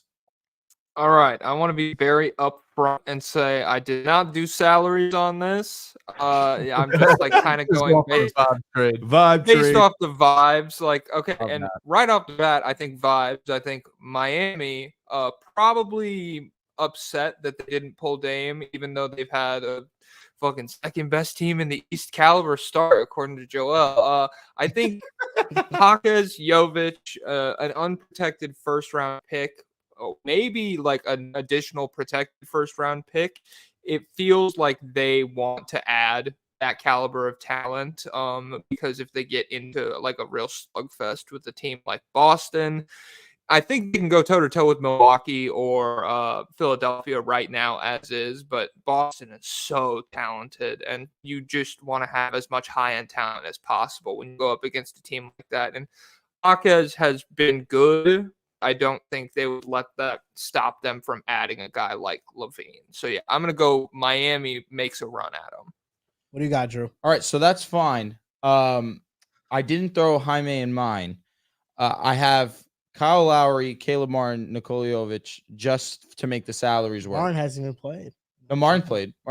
A little bit. Though. Yeah, he has. But to make contracts work, that's what I would have. I understand where you're coming from in terms of getting Jaime and making him movable. With the way that he fits with the Miami Heat, I do wonder if they would consider not including him in a package. You know how they've treated Tyler Hero in trade deals. They would not make him available even for James Harden at the time. So I find it hard, especially when they find a nice diamond in the rough that they don't want to move off of him too quickly. But I like your deal. Let's just throw Kyle Lowry in it just to make the contracts work. So I'll meet you in the middle. You're going off vibes. I love it. So we'll throw Kyle Lowry in that deal. I feel like that's the perfect deal. You said Kyle Lowry. You said Jaime Hawkes. How many pick swaps or how many picks? Excuse me. I said unprotected first and like maybe a top 5, top 10 protected first, maybe a couple swaps. I think the swaps, that's when you start talking about a bidding war between them and some of the other teams. I'm sure you guys are going to bring up maybe like a Philadelphia, Golden State, like we said. Like that on the perimeters of the trade package are where you start getting into like the nitty gritty stuff. I'll say 2 pick swaps just to, yeah. I'm fine with that. The next trade I have is going to be between the Bulls and the San Antonio Spurs. It's going to be Keldon Johnson, Doug McDermott for Zach Lavine. Keldon Johnson, I feel like of the trio right now of the San Antonio Spurs, Most underwhelming. he is the most underwhelming. He seems to be the odd man now, where he still gets his, but not as much as you see a Devin Vassell and, of course, a Victor Wembanyama. Jeremy Shohan has done a great job in filling in his role in that spot as well. Trey Jones, obviously. But you go and you add a Zach Lavine to this mix. Now you add a little bit more offensive firepower. I think if you're a Spurs fan, you've been holding on to Keldon Johnson, and he's been with you guys through the down period of your fanhood. But you go and you get a Zach Lavine, and I don't think that that's a bad deal by any means. I think I have one more. The last one's going to be to the Philadelphia 76ers. It's going to be Zach Lavine going to the 76ers to make contracts work. Tobias Harris, who's making about the same amount of money as a Zach Lavine, and KJ Martin. Okay. Am I crazy for saying that I don't think there's a huge gap between Tyler Hero and Zach Lavine as players? Yes.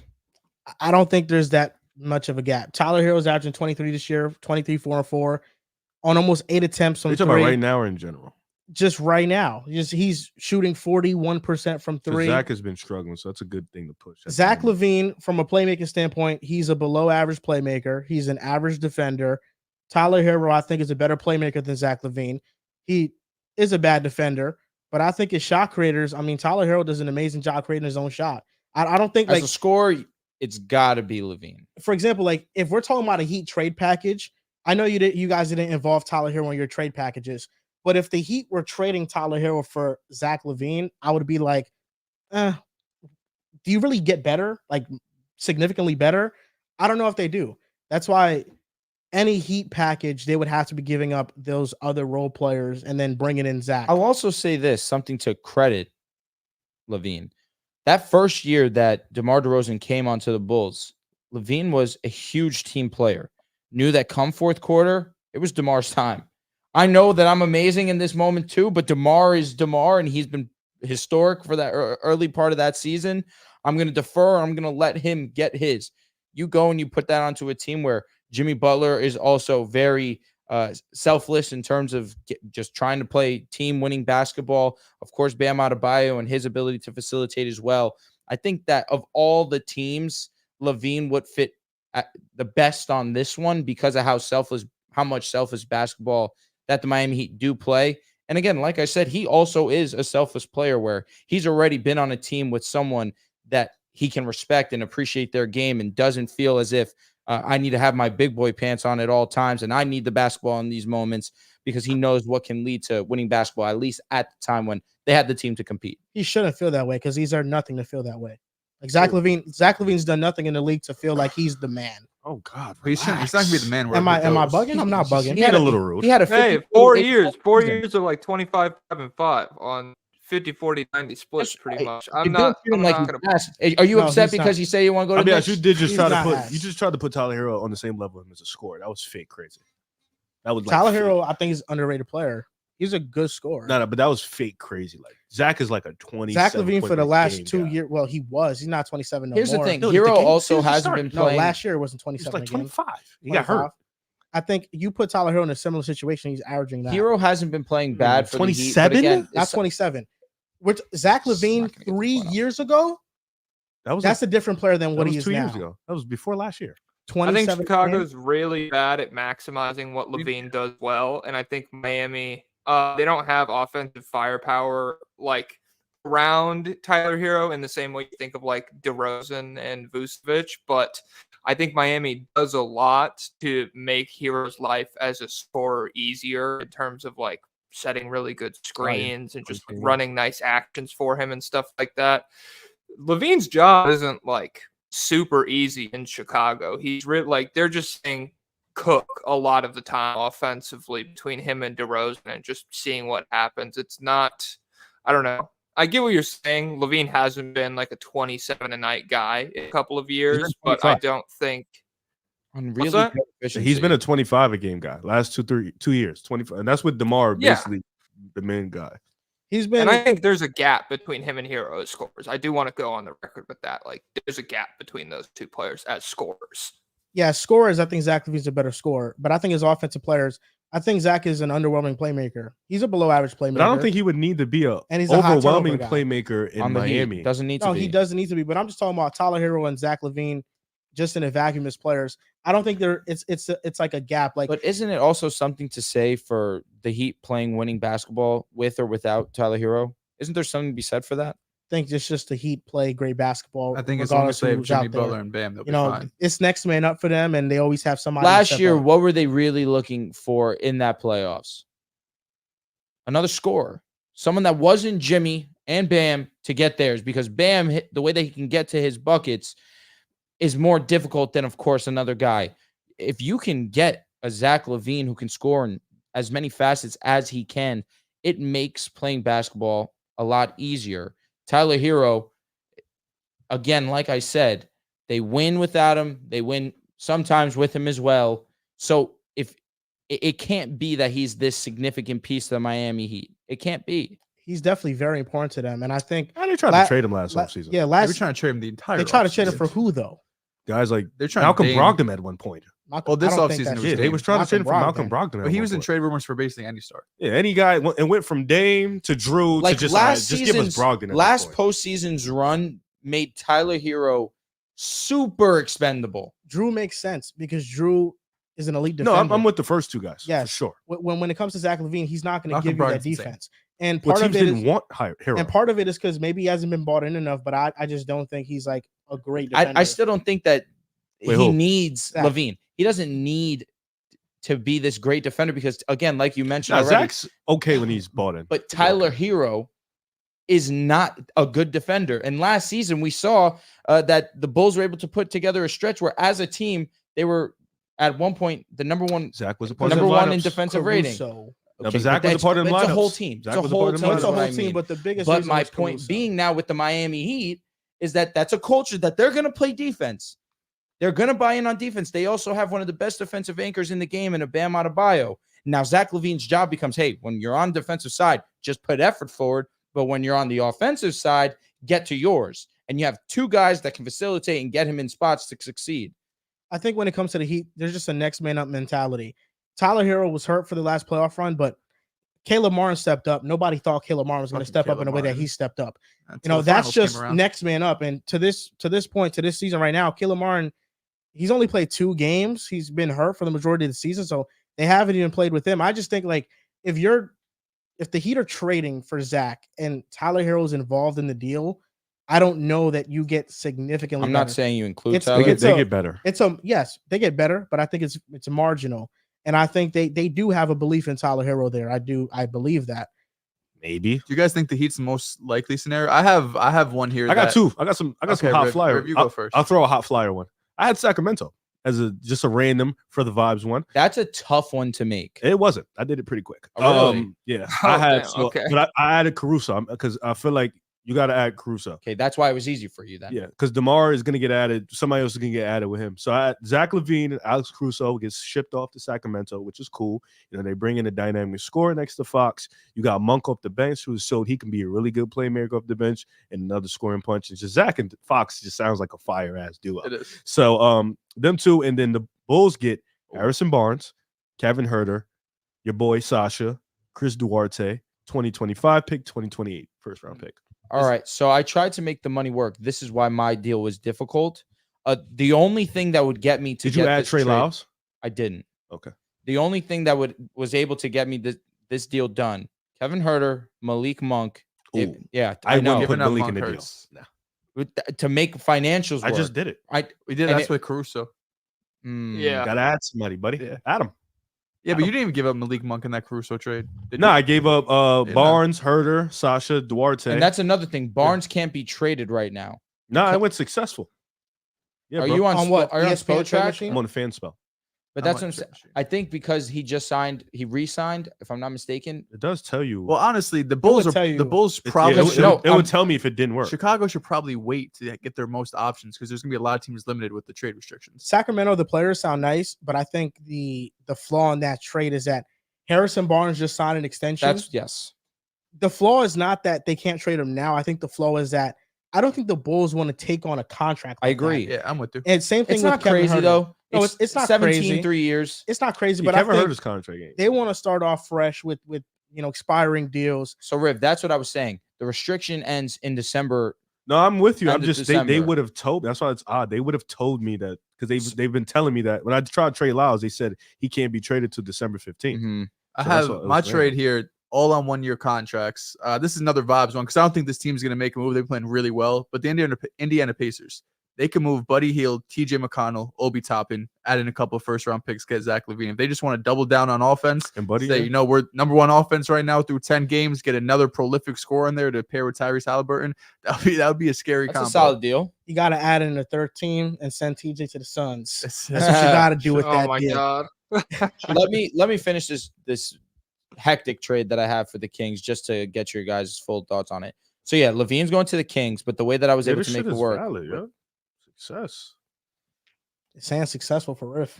You know what? Hey, great trade. Go ahead, Joel. I have another one. What are your players that you add? Well, added in? again, like I said, it was Kevin Huerter, Malik Monk, Davion Mitchell, Duarte, and Colby I Jones. feel like there's too much. That's a lot. I'm not giving up Kobe Jones. Kobe I Jones. thought you were gonna say like multiple players. but Again, you stopped at Kobe. Kobe Jones. They're giving up a lot. Herder, Malik. I was gonna Monk. say like Malik, Like, Kobe, like, Those are Davion. Malik Hurst. You That's a lot. stopped at Kobe was. I got two more. Here we go. What do you got?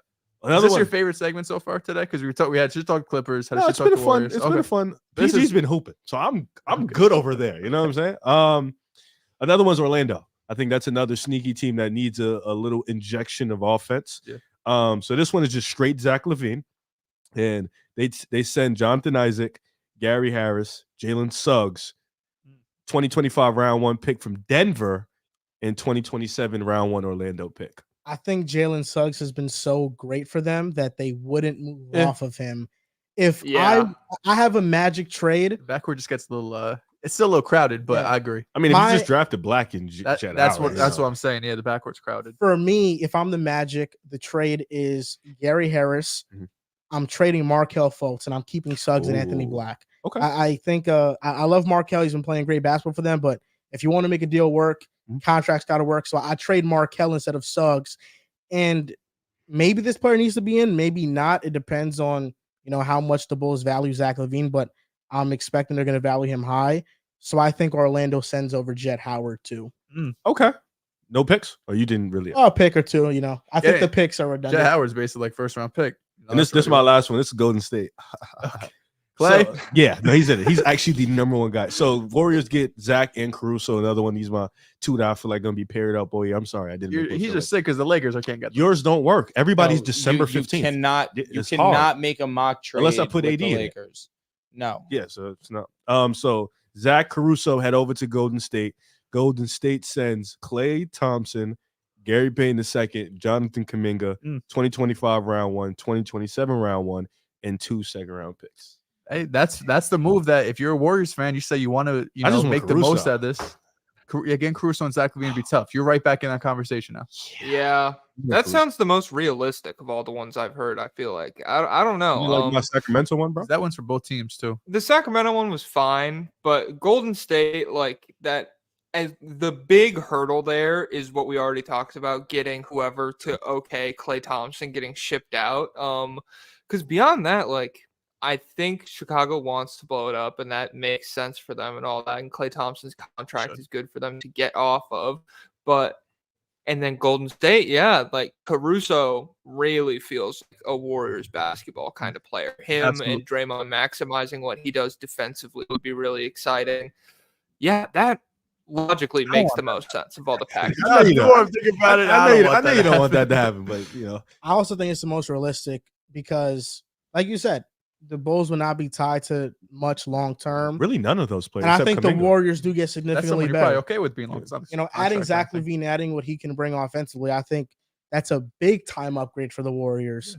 Going from Klay, who's the second option, to now Zach, who And you still keep gonna the average bulk of 20 your plus. defense. You still keep Wiggs, Dray. You You bring get a in huge Caruso. upgrade on the Yeah, perimeter. you got Moody. It's still out there, and then you can still keep Chris Roll if you want to keep running this odd shit. you know? Can you guys answer me this question? Why the hell did the NBA come up with this rule that you can't trade players that you sign? No, you can't trade them at you got to wait Wait, No, I yeah. understand. Why? because just signing them and then trading them right after is crazy. Signing The trades don't Jets did exist. that with Teddy Bridgewater. These we guys are we signed people, him and traded man. him for like a second round pick. in a Signing month. trades Yeah. don't exist. Signing trades are different. Well, that's different.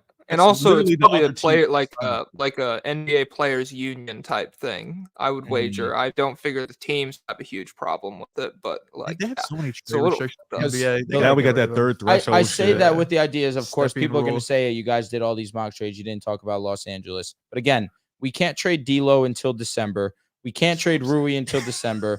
I said He's because hurting. I'm hurting What- because I can't put together a mock. What picks do you have left? I got a few.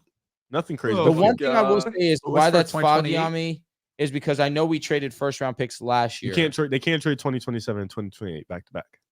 They can trade one of them. Yeah. So it had to be like 2027, 2029. Yeah. Haha. That's not nice. When we get Caruso, You off can you're you can gonna have be sick. DeMar. All right, like 2023 that for NBA them. draft, I wanted first for round. them. Pelicans have a pick swap. You actually think the people are upset we can't cook up a Lakers trade? We got Lakers fans. I undoubtedly I think we have Drew fans. That's also true.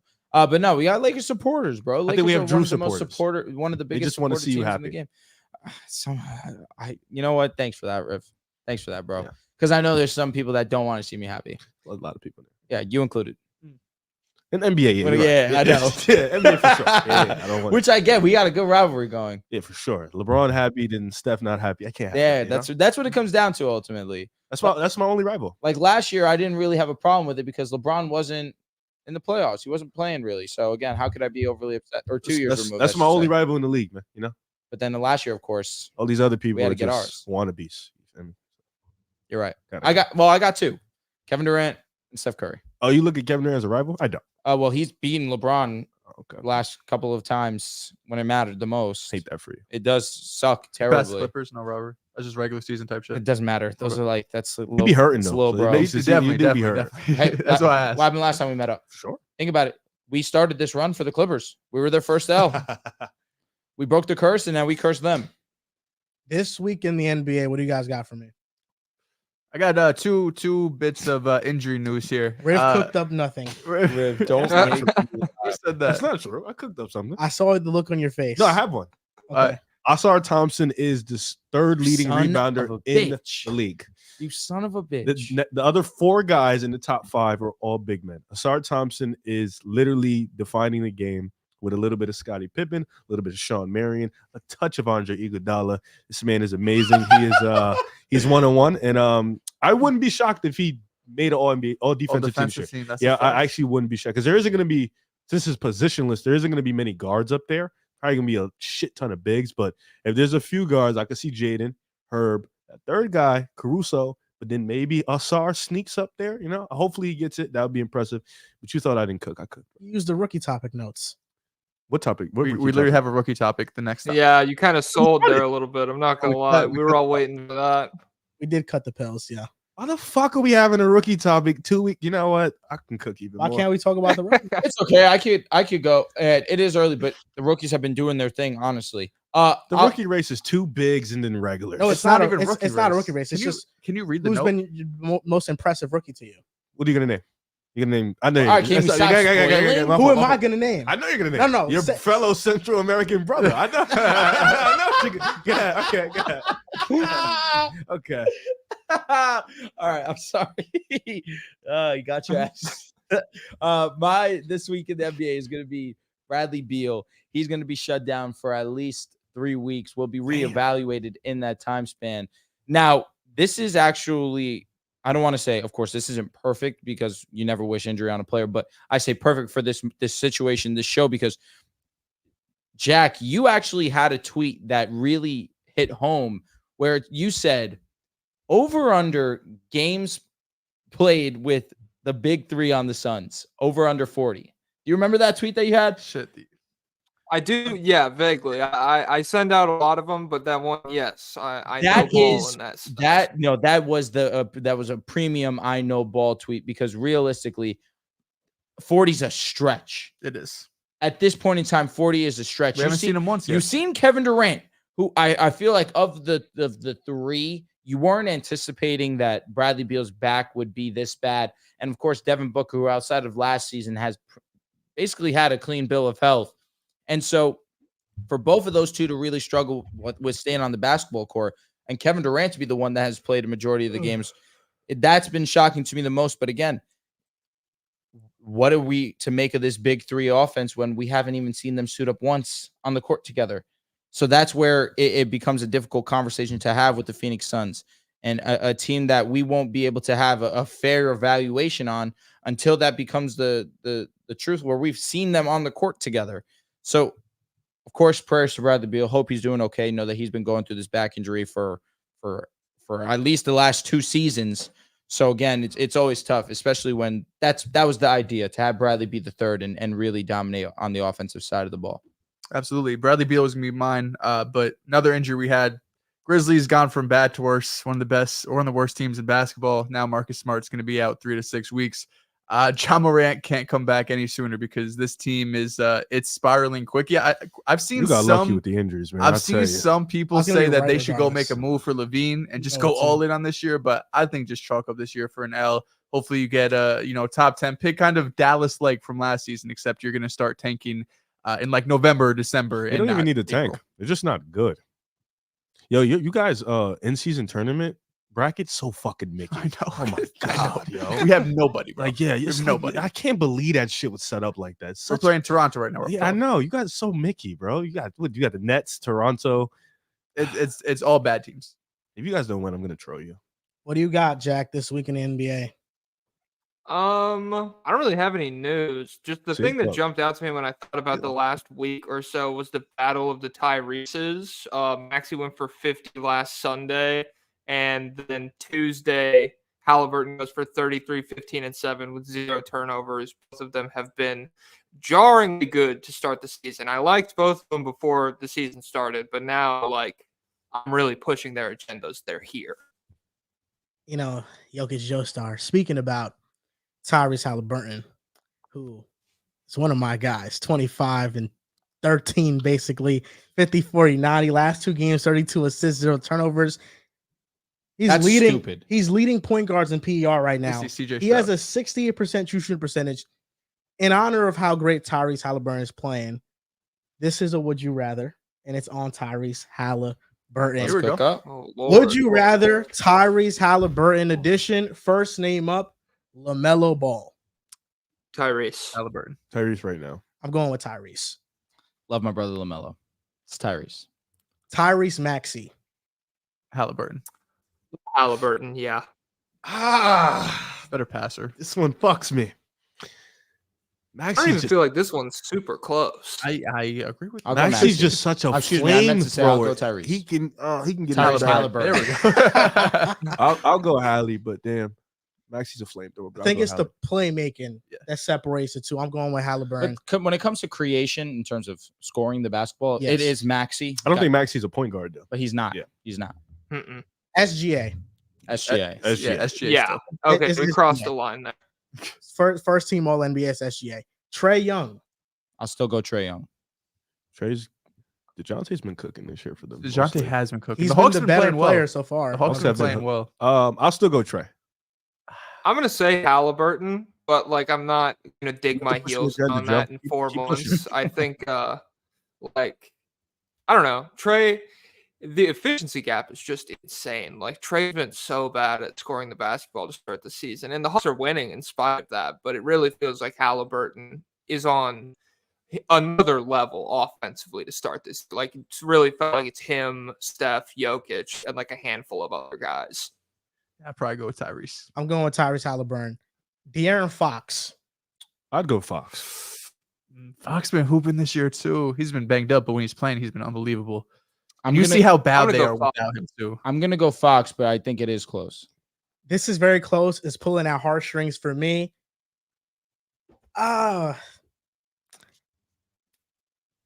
gonna lean Tyrese Halliburton, and the reason for that is because So he's the top 2 guard, top 3. Let me say top 4. I No, think right it's- now he's oh, playing at that top level. 4. He's leading the #1 offense. It's in Steph, Steph, Luka, Luka, SGA. Oh yeah. Tyrese is Am I leading the missing #1 offense in the NBA. Last year, Game. De'Aaron Fox was part of the #1 offense in the NBA, but they played a lot through Sabonis. But of course, Fox did his thing too. He played his role. Tyrese is doing this with no secondary all-star, all-NBA caliber player. That's why Respect I'm Bruce going with Brown. Halliburton. Who? Bruce Brown. I think Oh my god. I lean Fox. Calm down. That's Calm the close down. one. Oh for my me. god. Yo, Jack, you see Bruce Brown already has more corner threes with Indiana than he had all last season with the Nuggets. How crazy is that? I'll be honest. If he's coming off the bench with the Nuggets. That's true. If Reese gets a top 4 seed this year, I probably would take Reese. But Fox, number 1 offense last year, 3 seed in the West. Clutch player of the year. Yeah, that Clutch player was of the so year. tough. Bruce Brown was 6 man off the bench for the Nuggets last year. Okay, I They thought start so. yeah, tape. yeah. Yep. And I don't think the Kings made the wrong decision trading Hallie, because keeping Fox and bringing in Sabonis led them to that third I think seed that's and a the best weird offense agenda ever. people are starting to push. Yeah, I don't think that at all. I think Fox is deserved, and I think this is very close. But Halliburton has the age advantage, and like what Jack said, from an efficiency standpoint, I mean, this guy last 2 games, 32 assists, 0 turnovers. He has a Shit's crazy. Some Chris Paul 5 shit, to huh? 1 assist turnover ratio. CJ Stroud. I mean, what he's doing is unbelievable.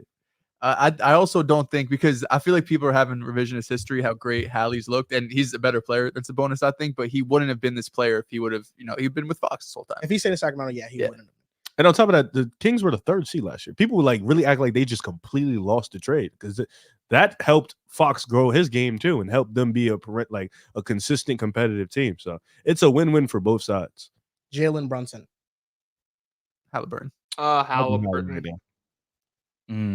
But I will say, I think, like, if you asked me if I was in a playoff series, Brunson. I might hesitate a little more. But for the entire regular season, I think Halliburton just does a lot more from a floor raising perspective. That's tough, because Jalen Brunson is an unbelievable scorer. He's really great at scoring the basketball. He's like 6 feet tall too. It's crazy. It really makes no sense how he's able to score the way that he does. This one's tough. I'm going with Halliburton. I understand. I think Hallie's gonna get a lot. It's a clean right now. sweep. He's cooking. It's a clean sweep right now from you guys. That's why it's making me doubt my brain right now. I'm gonna stay 10 toes. I'm gonna go Brunson, but I understand Halliburton because of the dominance he's shown so far this season. And last name we're gonna mention, Darius Garland. Got to go Hallie. Halliburton. Yes. Yeah, even like peak Darius Garland, I think Halliburton has been better so far. Damn. You already rescinded the would you rather what fuck I'm looking me for. Yeah. Hallie has the moves right now. Yeah. Nothing I can do. Halliburton's been that He's special.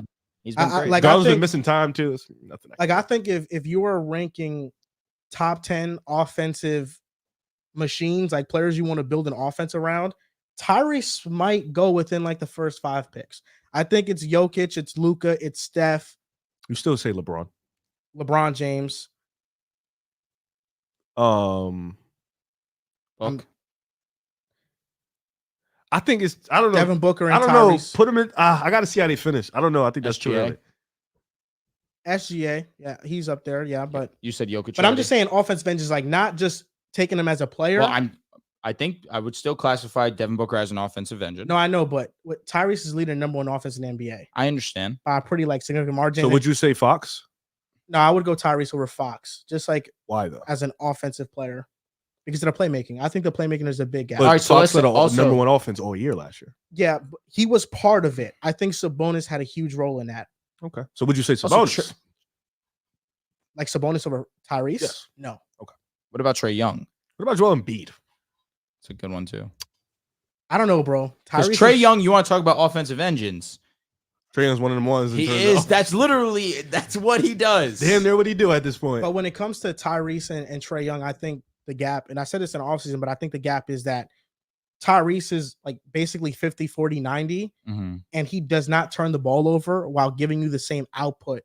He doesn't have the same assists. usage as Trae though. No, he doesn't. But that like he's able to give the same output with. I think that's significantly why less that's usage. impressive on Reese's. Yeah, no, for side. sure. I think we got to give credit to the way Carlisle's scheming up those plays too. He's been great. I don't like Trae Young, top 5 offense like 3 straight years. I don't know. Hallie's just playing so good. It's hard to keep him out, but like it's so early. It's not a bad take. I ain't mad at it. What do you think, Jokic? I mean, at the end of the day, I think we are judging a lot, like huge sample size of Trae Young against like the 10 best games of Halliburton's career so far. And they're like really, really good games. But I want to see more from him. If he goes the whole season and like a top 3 offense, and you mentioned it, there is no secondary all-star on this team. There's a lot of pieces that complement a guy who could be very efficient and pass the ball super well, but there's not like another really high-end talent. If he gets a top 3 offense with this roster, I am comfortable putting him over Trae Young, especially if it translates into the postseason. And I don't see like a huge reason that it wouldn't because he is so efficient. Yeah, I'd be comfortable taking him over Trae. What do you think about the offensive engine question? I think he just Oh answered shit! Say it again. My fault. it. He answered it. In terms of if we're doing like the top 10 offensive engines in basketball, where do you think Tyrese is amongst those players? I would have Tyrese like 5th off the top of my head. And like that's me. I really am like weighted towards being able to raise the floor for the entire regular season. I think Jokic is better, Steph is better, Luke is better.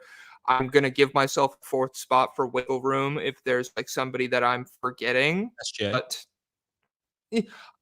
is SGA better at like taking a team's offense and like lifting it? He can give you 32 and 5, and like that's great to build an offense around. But 25 and 13 with 2 turnovers a game on 50, 40, 90 is terrifyingly good. I don't feel like I don't know. I won't feel dumb if it like the sample size gets bigger and he falls off. From what I've seen and what he's done against really good defenses so far, I'm comfortable putting him around like that 4 to 7 range. That's a great take. Perfectly said. Damian Delgado sent a super chat. He goes, is it just me or does Drew look like Skylar Mays? Nah, that's funny. I don't see it, but that is funny. He has a perfectly shaped head. Slightly, not 10%. Like a perfectly shaped head. That's tough. I'm black. I don't know if he's black. That was a crazy assumption. I think he is. Just because he's light skinned, you guys should stop. Okay, I mean it's not the worst thing So you to call. Listen, put him up on the screen. He's a handsome man. Okay, Not a horrible take. Damian Delgado also goes, how do you think Lavine to the Nets would look? useless. Yeah, I don't like that. I Sorry, Damian. Lavine and McCall are your best players. Come on, I wouldn't use my assets for Lavine on the Nets. just wait. Next topic, we're going to talk about rookies that have impressed us the most. Now, Riv, are you going to double dip in the Asar Thompson hype, or you got another rookie that's been impressing you the most? Oh, ironically, they're on the same team. So it's and you know, I was big on Marcus Sasser in the offseason and his year at Houston. You know, I always thought he had that microwave engine scoring, and then defensively he brings you that tenacity. And when he got to Detroit, it was pretty much a match made in heaven because you guys know I love Detroit, Cade and Ivy and all them boys. So both of them have been playing amazing, you know, and it's crazy in Detroit because they're so banged up right now. People forget that Morris is out.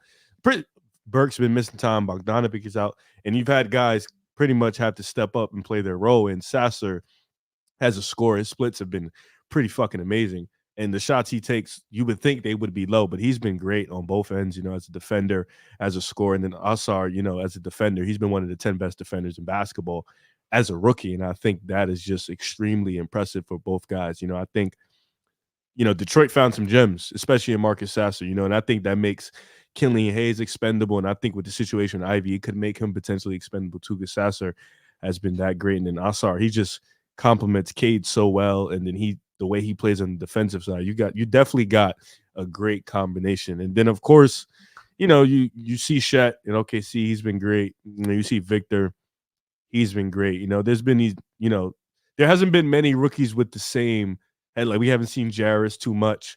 Amon has been banged up, so we haven't seen him too much. You know, the top guys, Jet Howard, we haven't seen him a lot. At Anthony Black, we've seen in stretches, but he's been good in his stretches. I was going to just talk about every rookie. What's going on? No. I left the guys. I left the guys out. You know, but we haven't seen the top guys yet really come show to play. But my guys, of course, Asar and Marcus Sasser. Asar rookie of the year, Marcus Sasser. Oh, rookie of the year. That's what we're here. That's probably too like, much, but he might not win rookie of the year, but all defensive. I mean, he'll win. He'll win top 3 in rebounds. He'll win all the rookie of the. He should win every rookie of the month in the East. I feel like that warrants rookie of the year. Respect Brandon Miller. He's going to come on strong some of these months. Don't care. He's hurt right now. Second half of the year, he probably will. Second half of the year, Brandon Miller will have a month. He averages like 22 or something. That won't move when Asar averages triple double. I don't know if he'll average 22 with Miles Bridges coming back. True. That's nuts. Unfortunate. Yuck. Get his ass out of here. Yeah, understand. The The rookie I want to highlight of the 17 that you named, I'm surprised that he wasn't one of them. Jordan Hawkins of the New Orleans Pelicans. I appreciate that. You saw that I put that in the doc? No, I didn't look at the doc. He doesn't ever I look was at the curious. I don't know. He said That's on your phone and the notes app. You got too much faith in him. But it's going to be Jordan Hawkins. And Jordan Hawkins, watching him is very fun because when he's on, he's extremely fun to watch. He's a flamethrower. The game versus the Nuggets was great. Of course, the last game against Dallas, where Dallas got smoked out of the water, in due part to Jordan Hawkins catching fire, 5 from 12 from 3. He's only shooting 36% from 3, but again, on a lot of attempts, 8 attempts a game. As a rookie, they're already entrusting this guy to be one of their primary shooters, and understandably so. He has that type of ability to him, but also he's not just this one dynamic, I'm just going to catch and dribble, catch and shoot type of guy. He's getting himself to the bucket. He's been relatively inconsistent, but when he catches fire, especially as a rookie, it's not going to be every game that you can drop 30 points, 25 points. But for him to show that this early into his career with a team that has Zion Williamson and BI as the number 1 and number 2 options, I mean, they got one with Jordan Hawkins. I can firmly say that. The most impressive rookie to me has probably been Chet. Putting up 15, 8, and 3 stocks, 50, 40, 90, being able to straight out the gate to do that. But I think his teammate, Cason Wallace, has been really solid too. He's leading the league in 3-point shooting. The attempts aren't crazy, right? 2 attempts a game. He's averaging around 20 minutes. But he did have one game where he played 35 minutes and he put up 13 points, 6 or 10 from the field. So I do think Chet has been most impressive to me. We could sit up here and talk about Wemby, all day, but I feel like we've talked about him plenty so far this year. But Chet and Cason Wallace have stood out. For my player, what I'm going to go with, it's not Jaquez. Unfortunately, my Central American brother did not make it. Shocker. The most impressive rookie to me, of course, outside of Wemby and Chet has really been impressive. It got to be Asar Thompson. I'm blown away by what Asar Thompson is doing right now. I am. It's as simple as that. Averaging 12 and 10, a steal, 2 blocks per game. I also had Asar on mine, but I was like, you talk about Asar. I'm not going to talk about him. I just assumed we all knew I were going to talk about Asar. Well, the answer. Everyone should say Asar. Yeah, Asar is my first answer. Name. He's been OD. He's been insane. You were gonna go. You were the way you were. That's why I had 4 names just in case. What I mean. Players averaging a double-double this year. Good thing I go first. Yes, it is. Players averaging a double-double this year in 3 stocks. It's Rudy Gobert, Anthony Davis, and Asar Thompson. 40 rebounds and 10 blocks in players' first 4 games have been achieved by Bill Walton, Hakeem Olajuwon, David Robinson, Dikembe Mutombo, Shaquille O'Neal, and Asar Thompson. For him to be doing this as a forward is mind-boggling. And in one of his first NBA games, he shut down SGA. In the matchup, SGA had 32 points total, but he had 27 of those points against non-Asar defenders. When Asar was guarding him, he held SGA to 5 points, 2 for 8 from the field, and 2 turnovers. So when I see what Asar Thompson is doing, being one of the league's best defenders already, I saw this a couple years ago with Herb Jones when he took the league by storm as a rookie, being as of elite defender as he was. I feel like I'm seeing something similar with Asar, but I'm also seeing him rebound at such a high level. And I think that's what's been most impressive, just how well he's translated. The shooting still needs work, but I don't think, and I might be getting a little bit ahead of myself because the offensive ceiling is such an unknown with him because of the jump shot, but based on the tools that he already possesses, it's not that crazy to say he might be the most valuable young player on the Pistons moving forward. I understand Cade still gets the title because of what he can do offensively, and they need to build a team around him that has proper spacing. But Asar and what he's been able to do has been that special. I know, Riv, I know you saw the stat he put in our group chat. What was it? Was it VORP or box plus minus? What it was? It was some like advanced stat, and Cade was in a group of just ugly names. I'm not gonna. You put me in a tough position because Asar is my guy, so that take it's a win-win for me. You know what I'm saying? That take, but I think offense will always be more important than defense in our basketball. So yes, that's tough, man. Cade, get Cade some help out there, man, because the turnovers aren't winning games, so that makes sense. Yeah. He's not going to have a lot of those. Because right now, this person, Dennis Smith Jr. was on that list. You know who else was? Killian Hayes. He was ahead of him. Dino on the draft. He posted this. The list of players who have negative win shares in the first 3 seasons of NBA play with 1,500 plus total minutes is grim. Number 1 is Lancaster Gordon. Then 2 is Emmanuel Mudiay. 3 is Josh Jackson. 4 is Dennis Smith. 7, Adam Morrison. 8, Killian Hayes. 9, Johnny Flynn. 10, Cade Cunningham. And yeah, you're right. Like, the Pistons aren't winning games and they're not putting him in a great position. So I'd like to see Cade with the spacing because I still believe in the talent that is Cade Cunningham. But Asar, the jump shot is unknown. But like if you can kind of tell me, all right, in the next 2 years, Asar will develop a respectable 3-point shot and will be a consistent driver, along with what he can do off ball already with his cutting and then the elite defense. I think he could definitely be more of a priority. The Twins were always coming in. The potential was through the roof because they had almost everything, but they just didn't have a jump shot. And if their jumper connected or clicked at any point in their NBA career, the sky was through the roof with both of them. And Asar, we've seen he can pretty much do everything, even finishes at the basket well, except shoot that 3-ball. He's confident. He'll shoot 4 air balls, shoot the next one with extreme confidence. So, and the form isn't awful. It's definitely fixable. So I'm not like, him saying he has more potential than Cade is not a bad thing because he can pretty much do everything. It's just, with Cade, the situation right now is, he hasn't been efficient. He has the ball. His usage rate is top of the league. He's like top 3 in usage rate. He has to pretty much do everything for them. The way they defend him is like a superstar. The turnovers are bad. The clutch hasn't been good, but the team construction hasn't been good either. So it's like a 50-50 thing. But Asar's potential is through the roof. So if it happens, we're fucking here. I'm good with either. But I think Cade can still be like, if Cade, Duran, and Asar pop off, they're good. Like they're fine. Yeah. Shit. I also think if you know that's going to be an issue for Asar, it's easier to build your roster saying, okay, we have all of the shit that Asar does taken care of.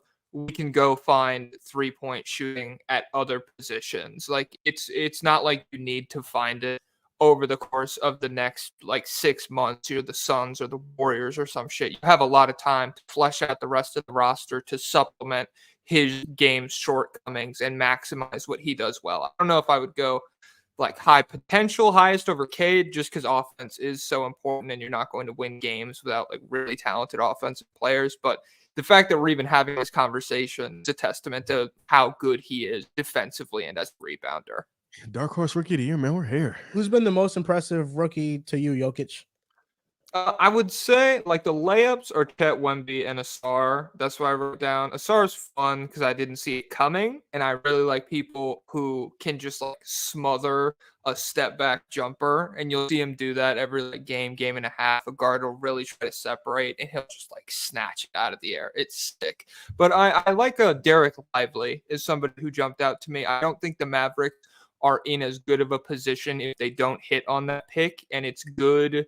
It's impressive to just like be able to come into the league and it feels like he's an established NBA center. I don't know if he's averaging exactly a double-double. I would assume it's like 9 and 8 on really high efficiency, but he's protected the rim well. He's been a part of them having a good-ish defense so far this season. He's been a nice lob threat for Luka, and he's just like really filled the role, the gap they had on the team well. I've liked what he's shown. I think that's a great take. Derek Lively's been amazing for the Mavericks. Now, moving on to the last topic of the show, what has been some of your guys' biggest takeaways from the NBA season thus far? I got a few. One of them is definitely Indiana's offense. I think, coming into this year, we expected Indiana to improve for sure. We expected them to definitely compete for the playoffs, but to them to jump out kind of like that Kings way and be a number 1 offense, have this like they play with so much fun and finesse and flair. They give you, and I see why they compare this team to the Suns teams, because they give you that type of excitement, that type of fun. They're shooting a shit ton of threes. They're just getting open. They're playing like, so it's like that's a team that jumped up because offensively, can they keep it up? We don't know, but it's fun to see a team like this play with this much energy on offense. And we know, and offense is fun. Offense is exciting. It gets you going. And I think this team, Indiana, is exciting for sure, and the way they play is great. Another one, my second one would be DeJounte Murray. I didn't expect, and I love DeJounte. Everybody knows I love DeJounte. That's my dog, but didn't expect him to be the best player on this team. Didn't expect him to start off as being the guy for them, especially in the clutch. He's already hit a clutch shot in Mexico City. That was super tough. And Atlanta has been pleasantly really good to start the year. DeJounte has been on a tear, been cooking teams. And as soon as Trae Young picks it up, this team can reach their full potential. Hopefully he does, because he is probably, very hard to watch at times with his efficiency. But DeJounte, he has been hooping. He's been doing his thing, and you definitely got to give him credit. And then the third one, I think, is the obvious, is the Houston Rockets. Being top 10 on both offense and defense. Ime changing the culture like this, and like we talked about it before. For me, it's not results. I think or not the outcome. It's how are they going about it? Is it different from the last 2 seasons? And they have shown that even though the results are good right now, and even if they don't finish as a playoff team this year, that's fine to me, because I've seen their habits are different. Their tendencies are different. The culture is different. They hold each other accountable. The leadership is there. The young players are buying in, and you can get that from this team. That's what they've been lacking these last couple of years. So I'm excited to see what they've been doing. One of my biggest takeaways is the amount of old NBA players still playing at a high level. LeBron comes to mind. Steph Curry comes to mind. I know I'm missing a few. KD.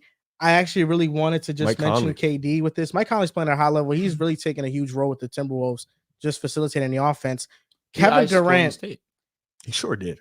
Kevin Durant this year, he's averaging 30 points on 50, 40, 90, 7 rebounds, and 5 assists per game.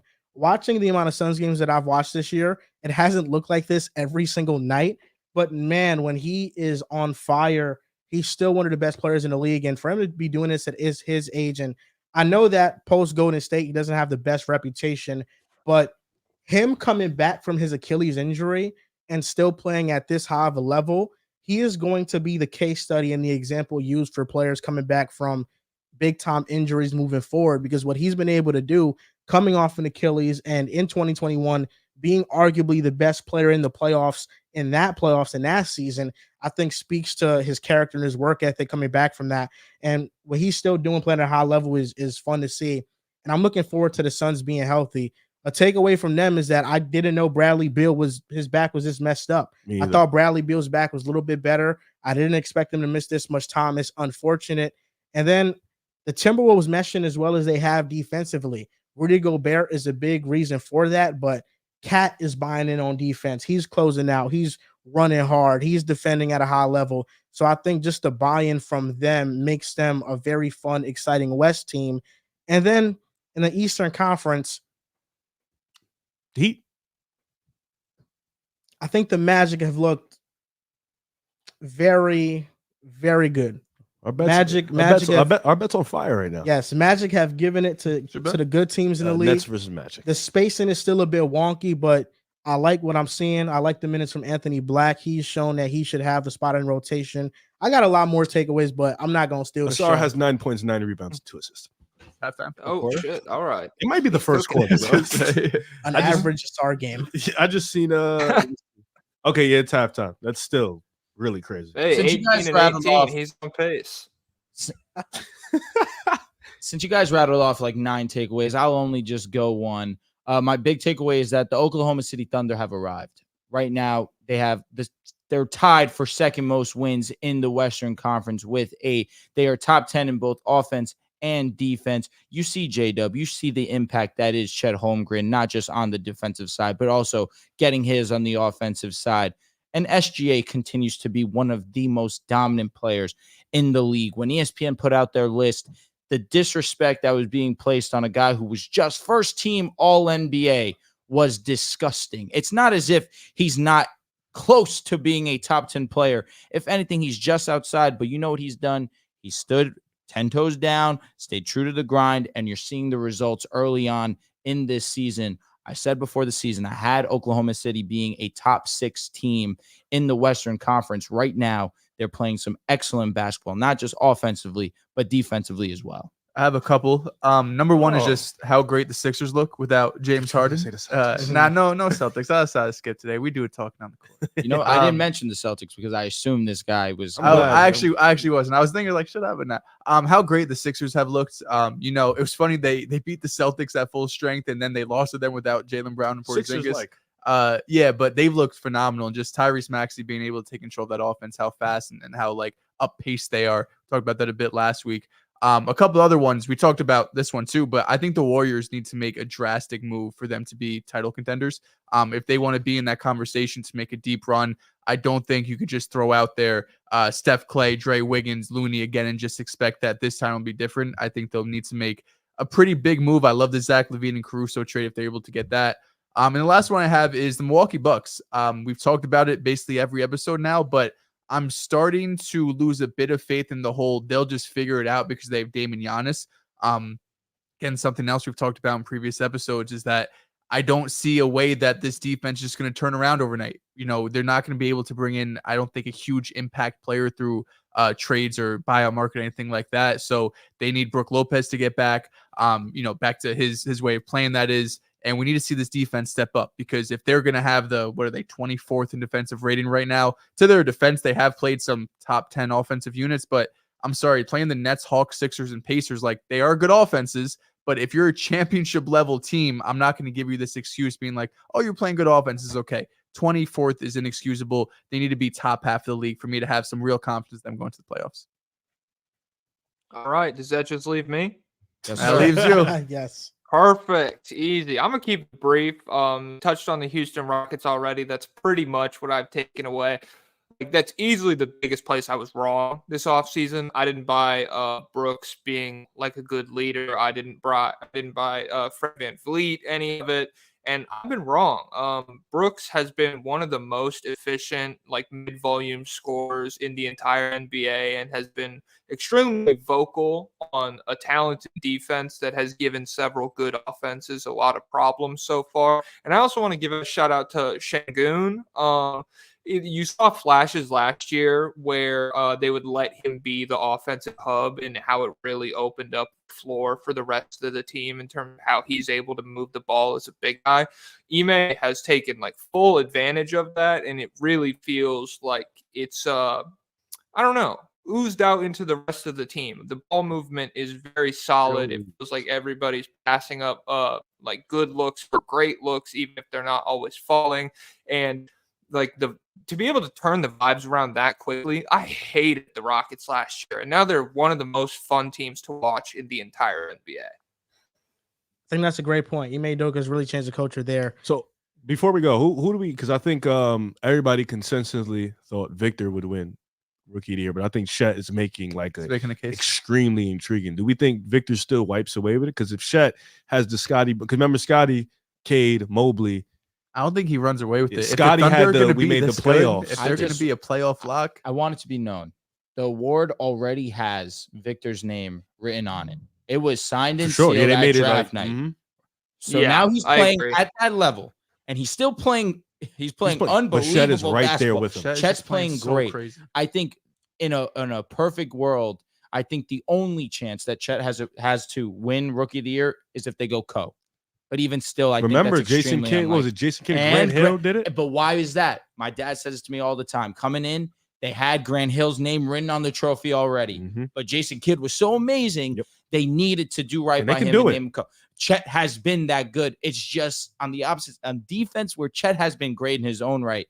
You already have conversations about Wemby being the defensive player of the year. Where I won't go that far. I think Anthony Davis, Rudy Gobert has been. The thing better. is with that, like centers have probably the most impact on a defensive team. Like they can literally change a whole defense. And what Chet is doing, like OKC was a top 13 defense last year. Mm-hmm. Chet is making them an elite, top of the league defense, as opposed to San Antonio. That they're not that good defensively. You know, so They I think suck defensively. It shocked me. They're like bottom 5. If I'm not mistaken. It's a difference but we know this. But that's my thing. Like, in teams. that's why. So it's like Victor's great in his own right, but when you're a center, you're great, and you got to be great individually. Also great to help the team. So are you saying that you think Chet should win it, but you know Victor's going to win it? I think Chet has a shot. I think if he continues to play like this, he should have the same way how they looked at Scotty Barnes. It was like, well, Scotty, Evan, and Cade are playing good, but since Scotty is propelling, he's helping his team get the playoffs. Chet should have that same exact case. So I wouldn't be upset if Chet gets the award. I wouldn't be upset if they get a co if they continue to play like this. Offensively, Wemby's been better. I agree. Yeah, I'm not mad at that. But just what Chet is doing right now, especially fresh off, like he hurt himself. Right. This is fresh off an injury. He's integrated into the offense and the defense. Like in OKC, like you mentioned, too. Yeah, like he was the guy that was supposed to take OKC to that level. We didn't expect it this early, but now they're like, all right, we're here. So, just a conversation to be had. Jack made a TikTok about this, about how the Wemby hype machine is just too much to overcome. Yeah, that's unfortunate. They started glazing as soon as he got drafted. Yeah, I They feel did. like Go ahead, Jack. I don't know. Like I just feel Chet would need to legitimately be like running away with OKC's second best player spot, and would need them to be like a top 6 seed locked into the playoffs for the media to take that Scotty Barnes angle, whether that's fair or not. It's just like, yeah, I mean, we all said it. The glazing is crazy with Wembanyama. It's been for years. Like you saw the video where he was cooking Gobert, like 16 years old, and it's just been building and building and building in terms of hype since then. So even if they are equally talented, I think that will not be enough for Chet to overcome like all of the shit that's leaning in Victor's advantage. And that's going to do it for episode 328. We want to thank 2 you, hours. Jack, for being on the show. You caught us on a good day. This is 2 hours and 15 minutes. This is a short show, my friend. We did a 3-hour football episode the other day. Holy shit. You guys are extreme. I mean, that's dedicated to the grind. I cranked out about an hour and 45 prior to this. And I was like, damn, I was working hard. So I respect the work you guys are doing here. Thank you. That's crazy. Yeah, thank you guys for having me on. Everyone tuned in or listening, follow me at JokicJoestar on all social medias. Listen to my podcast. It's there's no football, so if you're here for that, I'm sorry, but we talk about basketball. We like to have fun. And yeah, I don't know. Thank you for having me on. Hey, Joker, have you ever heard of River Academy? I have heard of that, but I see all these tweets where it's like the guy who makes it is not like consistently pumping out content. And That's not what I stuff. expected. So it's just like, He's locked in. it's just What he actually is. He's locked in. I'm just saying, hey, if you're pumping it out, I will happily tune in. I'll go listen to Riv Academy. I'm sure there's a brand new episode up right now. I talk to Drew every Saturday. So tomorrow. Oh yeah. Tomorrow's Saturday. Tomorrow. Saturday, yes. Tomorrow. Didn't expect that. Yeah, every Saturday. He's already got the topic. He's got the outline done for the show. He's ready. And for the comments, we will be reading super chats and we'll be giving our picks for week 11 of the NFL season via Mojo Fantasy, but we didn't want to bore Jack with all that other stuff, The CTE That's for us.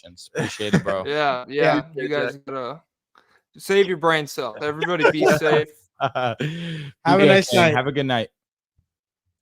Getting into these super chats, let's talk about them.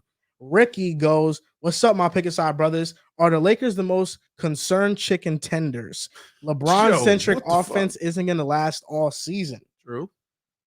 We're gonna be all right. We're at a stretch where we haven't seen Austin Reeves play the high level basketball that he's shown us last season on a consistent basis. He's shown it sometimes throughout this season so far, but not on a night to night basis. We don't have Jared Vanderbilt as well. That's been a huge part, a huge loss for us, where we've been kind of a liability on the perimeter defensively. Jared Vanderbilt's going to do a great job. When does he come back? I want to say December. Okay. It's going to be some time until he gets back on the court. Darvin Ham, you want to talk about Steve Kerr and his troll lineups. He's been finding it. He's had some issues so far trying to figure out which lineups works well. But again, I've seen some great things with us. Cam Reddish, ever since that Heat game, he's been playing some really great basketball. At that moment, there was a lot of criticism thrown on him. And listen, you and I even jokingly, we've acknowledged the defense, but 3-point shooting, where has it been? Since then, he's really done a great job incorporating himself as a strong role player for us. But no Gabe Vincent, that kind of sucks. Anthony Davis, inconsistent. It's early in the season, and we're still playing winning basketball. Last year, it was far worse than how we started this year. We were 2-10 at one point last year. It's night and day. I'm not going to complain at how we're starting. We are not a regular season team. We are a playoff team. We just need to make sure that we get there. Crying. And I have no doubts we will, but I'm just saying we got to get there, of course. Trey the Trillist goes, "Let's speak on how D-Book gave it to Ant." Let's speak on it. Hey, yo. Yeah, He did his thing. He did his thing. Shout out to my brother D-Book. We got the jersey up there. No, I didn't. I Devin genuinely Booker jersey. didn't expect like 14 points. I thought it would be like a 30 from both ends type of vibe. It was back to back. Yeah, that was a surprising game. Yeah, it was Expected back to to be more back. competitive. What do you mean? For the They came off the Golden State game. Yeah, I get, but what do you mean? It was a Are back. you using that excuse for a young player? He had an off game. That's all it is. I'm just saying he had an off game. Back to back. But I don't expect that from 24. I don't. Crazy. I don't expect that from Anthony Edwards. He's not 24. He's younger, by the way. That's even better. Yeah. Yeah, Don't try to make him older than he is. No, just using the He's a back young to back. phenom. Like, I understand if he's like 30 or something, but like young player, we ain't hearing that. You know, shit. Tyrese was on JJ Redick's podcast, You and said this already. no, I'm gonna say something different. Okay. He was talking about how JJ's Team USA, when they played Germany and Anthony Edwards took over in the second half, Tyrese said that was the most impressive performance he's ever seen in person. He was like, he looked like Bean. He looked like Kobe when he did that. Oh my God. And I said, against Germany. yeah, Tyrese, he's a smart man. Was that the same game he got dropped? Anthony Edwards? No, Or Tyrese. Tyrese? Yeah. It might have been. Who knows? That dropped a generation. I didn't watch FIFA much. Ricky goes, Rivio, be ready to send my boy Drew that money for 5.5 wins. Bills down and Luca for MVP. Damn. Mwah. Well, Eagles he picked ain't the won. Vikings. That's fine. It's all right, Ricky. That'd be 9-1 after this week. Talk, Dehls. Talk to these fuckers, man. Because, like, we're coming. And Hard. Ricky is Hard. tired. With mad He ain't gonna stop. lube. Ricky is tired of Drew. He goes, Drew, respect the Mavs. And then he shouts me out by saying, we here, Joel, with 4 or 5 exclamation points. I do kind of respect the Mavs. I say kind of where I love their offense. They're an amazing offense. That defense is fraudulent. And also that schedule is fraudulent. Take a deep dive into that schedule. It's not pretty. Gotta be, you gotta beat, man. Gotta beat. Amen to that. Players on your schedule. Amen to that. And Santos sent a super sticker, $10 from Shout out Santos. Thank you, Santos. Santos. And Drew, we have this Devin I was going Booker to say jersey up there. You were mentioning the Devin Booker jersey when we were talking about Devin Booker versus Ant. Shout out to our guy Cole Ware. Cole Ware sent us this Devin Booker jersey for us to sign, but we just have it on display for this episode. Cole, don't worry. We're going to be sending out this jersey to you very, very soon. But of course, we had to show it off. Look how pretty it is. And D-Book, when he was on Kentucky, wasn't even a starter then. Now we're talking about one of the best in the game right now. Mojo Fantasy Week 11 props. Let's get into them.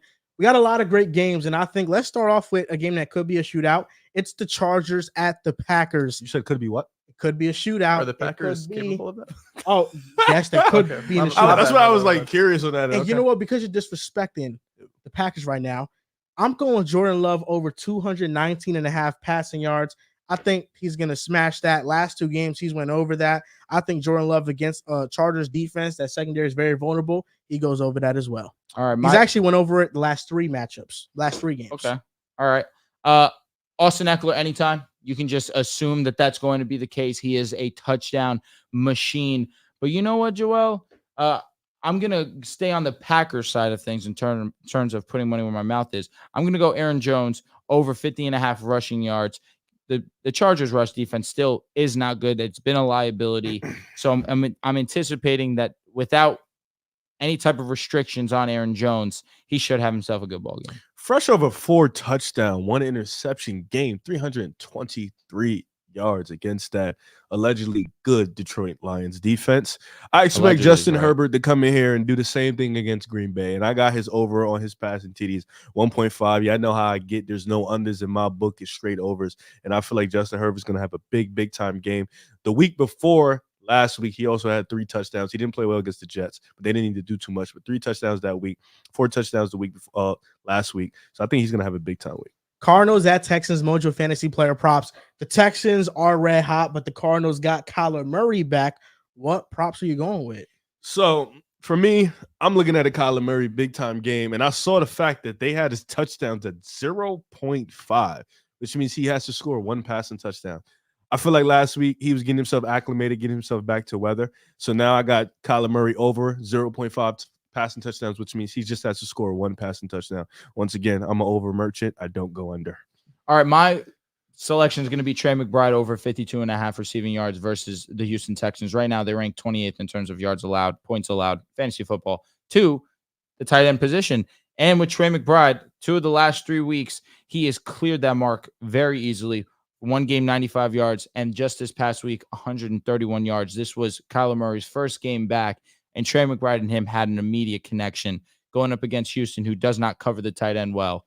I anticipate that Trey McBride hits 50.5 easy. I was going to go with a similar prop, but I'm going to change it up, and I'm going to go with Tank Dell over 4.5 receptions.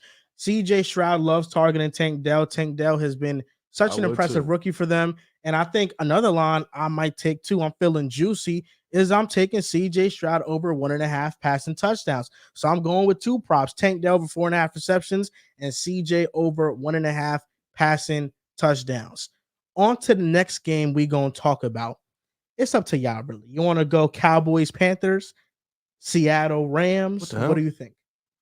Let's go Chicago, Detroit. Chicago, Detroit. Yeah, let me go first. I didn't see Go ahead, Cook. They disrespected Twin. They did. They told Twin he was a bust. They did. They put Tyson Badgett over Twin. They did. How will you respond, Twin? Talk to him. He's going to respond with over on his passing yards, man. 204.5.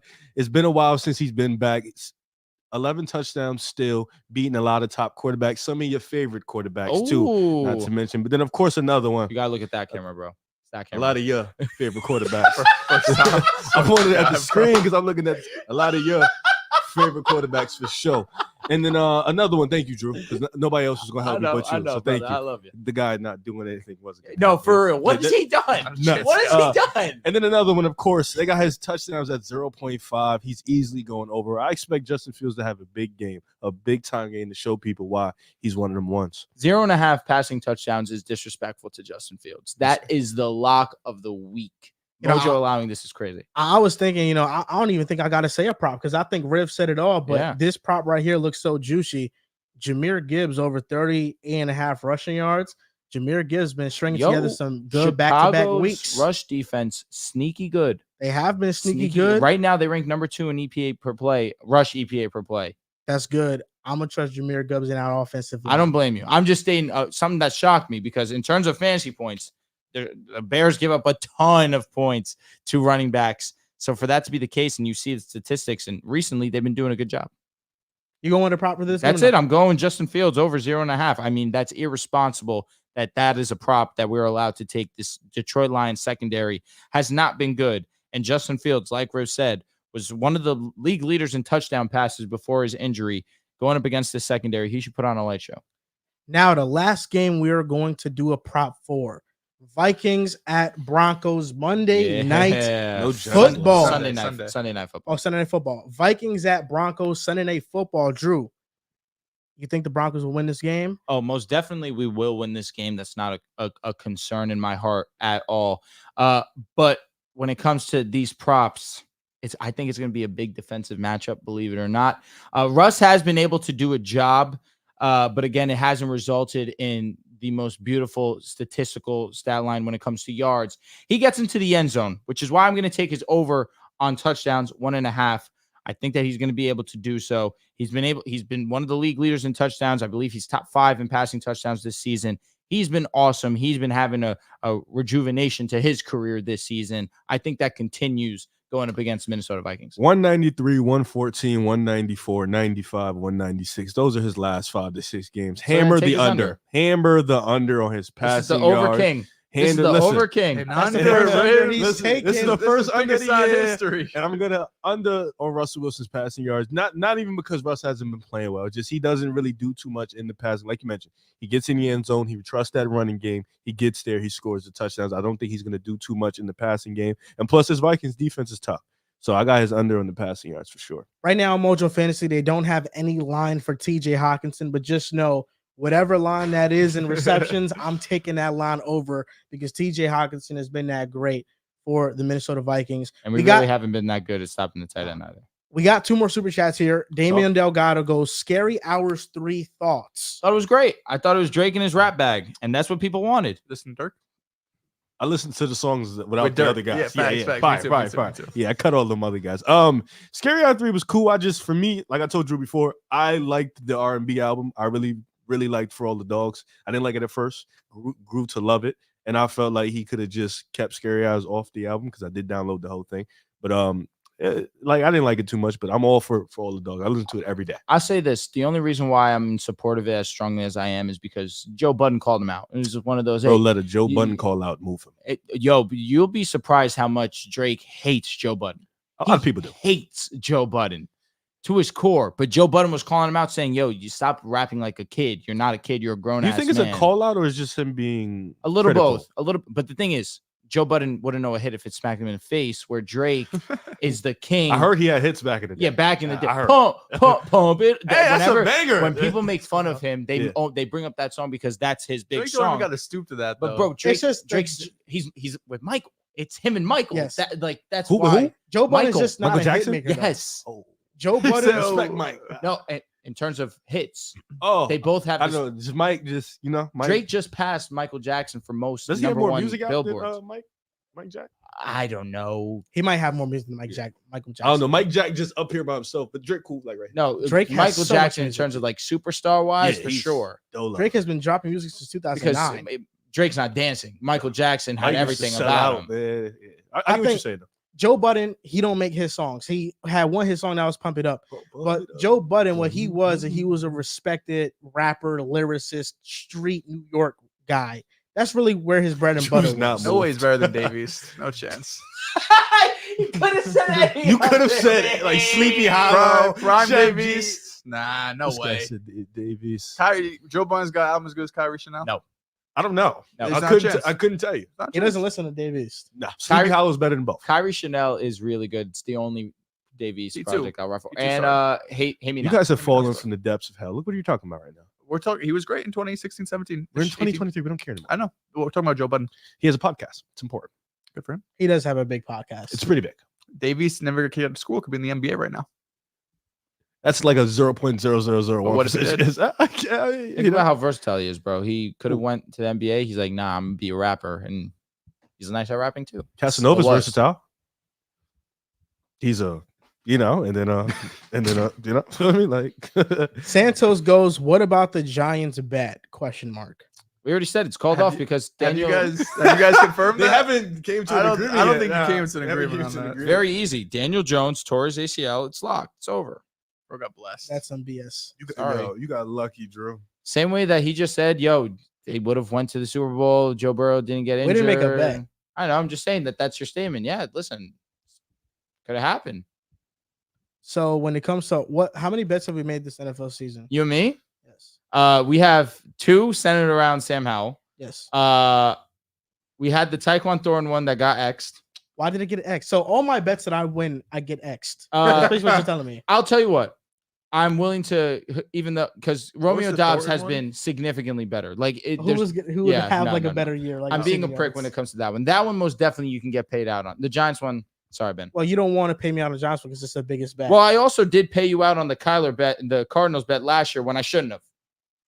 they weren't gonna get to that win. He was total. hurt. He tore his ACL. He missed like 7 games. That was like week 12 though. They missed 7. He missed 7 games. So he got injured. What, week 10, week 11? He got, yes. And they weren't playing good though. They were losing games. The Jaguars only won 9 games. No, I think it was the Cardinals and I know, Cardinals and Jags. or was it the Jets? No, Cardinal. It Oh, was- yeah. Either way, yeah, they won 7 games. Mm. You counted the playoff game. Wait, No, no, our the- bet those was were Miami. Jags. No, Wait, our hold bet up, the was Ja- Miami we had a and Jags. Jaguars and Dolphins bet Yes, too. yes. You didn't pay That me was out on regular, that one. But that was regular season.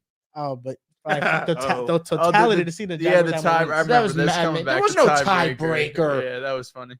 No, but our Was that bet not was a Jets. tiebreaker? Our bet was Jets and Cards. And again, Kyler got hurt, missed the last 7 games. I still paid you out on that one, which was $200, and I shouldn't have, but I did. It was 200. I thought it was Yes, 100. it was 2. And you didn't give it back to me when I said, "Yo, 7." Are you kidding me? He's like, "Nah, bro, that's mine." So I gotta Mine's crazy. bad. I gotta go back to the Venmo, man. I gotta see the history on what you're talking about. I gotta see the receipts.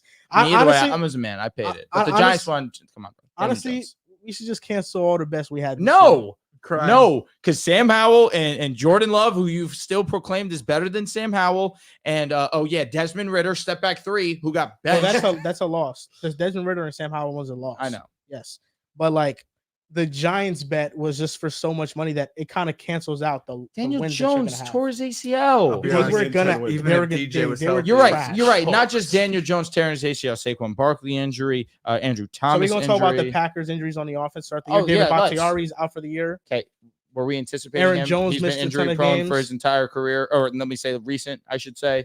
Still got injured though. The Packers had injuries.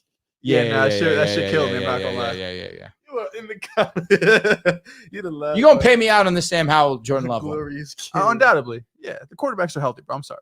Bro, the Giants one, how does it get X? You think that you're The Giants one is Mickey Mouse. Are you in I'll favor be of honest. Xing it? It's Mickey Mouse. Honestly, y'all maybe should- cut in The half. thing is, the Sam Howell and Jordan Love one. Cut in half. Maybe cut in half. Money should be cut in All right, so then yes, then it is next because Sam Howell's going to finish with better stats. Okay. But I think there's a with possibility. Desmond Ritter, then.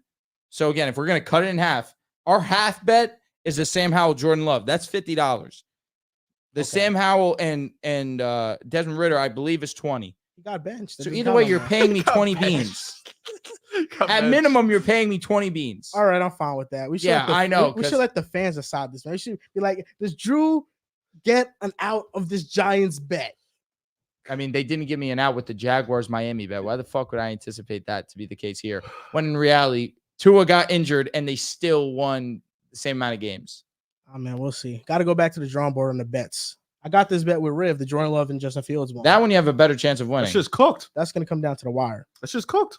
because Justin Fields missed games. Nah, bro, you still have a chance to win. No, I said it was after the third game. It was like if he misses another Yeah, one. he's right. He's right. You did agree to say that it was fried. Okay, you still want to fry it, so it's fried. Yeah, You got it's a right. chance. Nah, that's right. What was it, passing touch or just It's everything? passing Or- TDs. The passing. I think it's just fast as But Jordan Love's up right there. It's chop. He It's is. chop.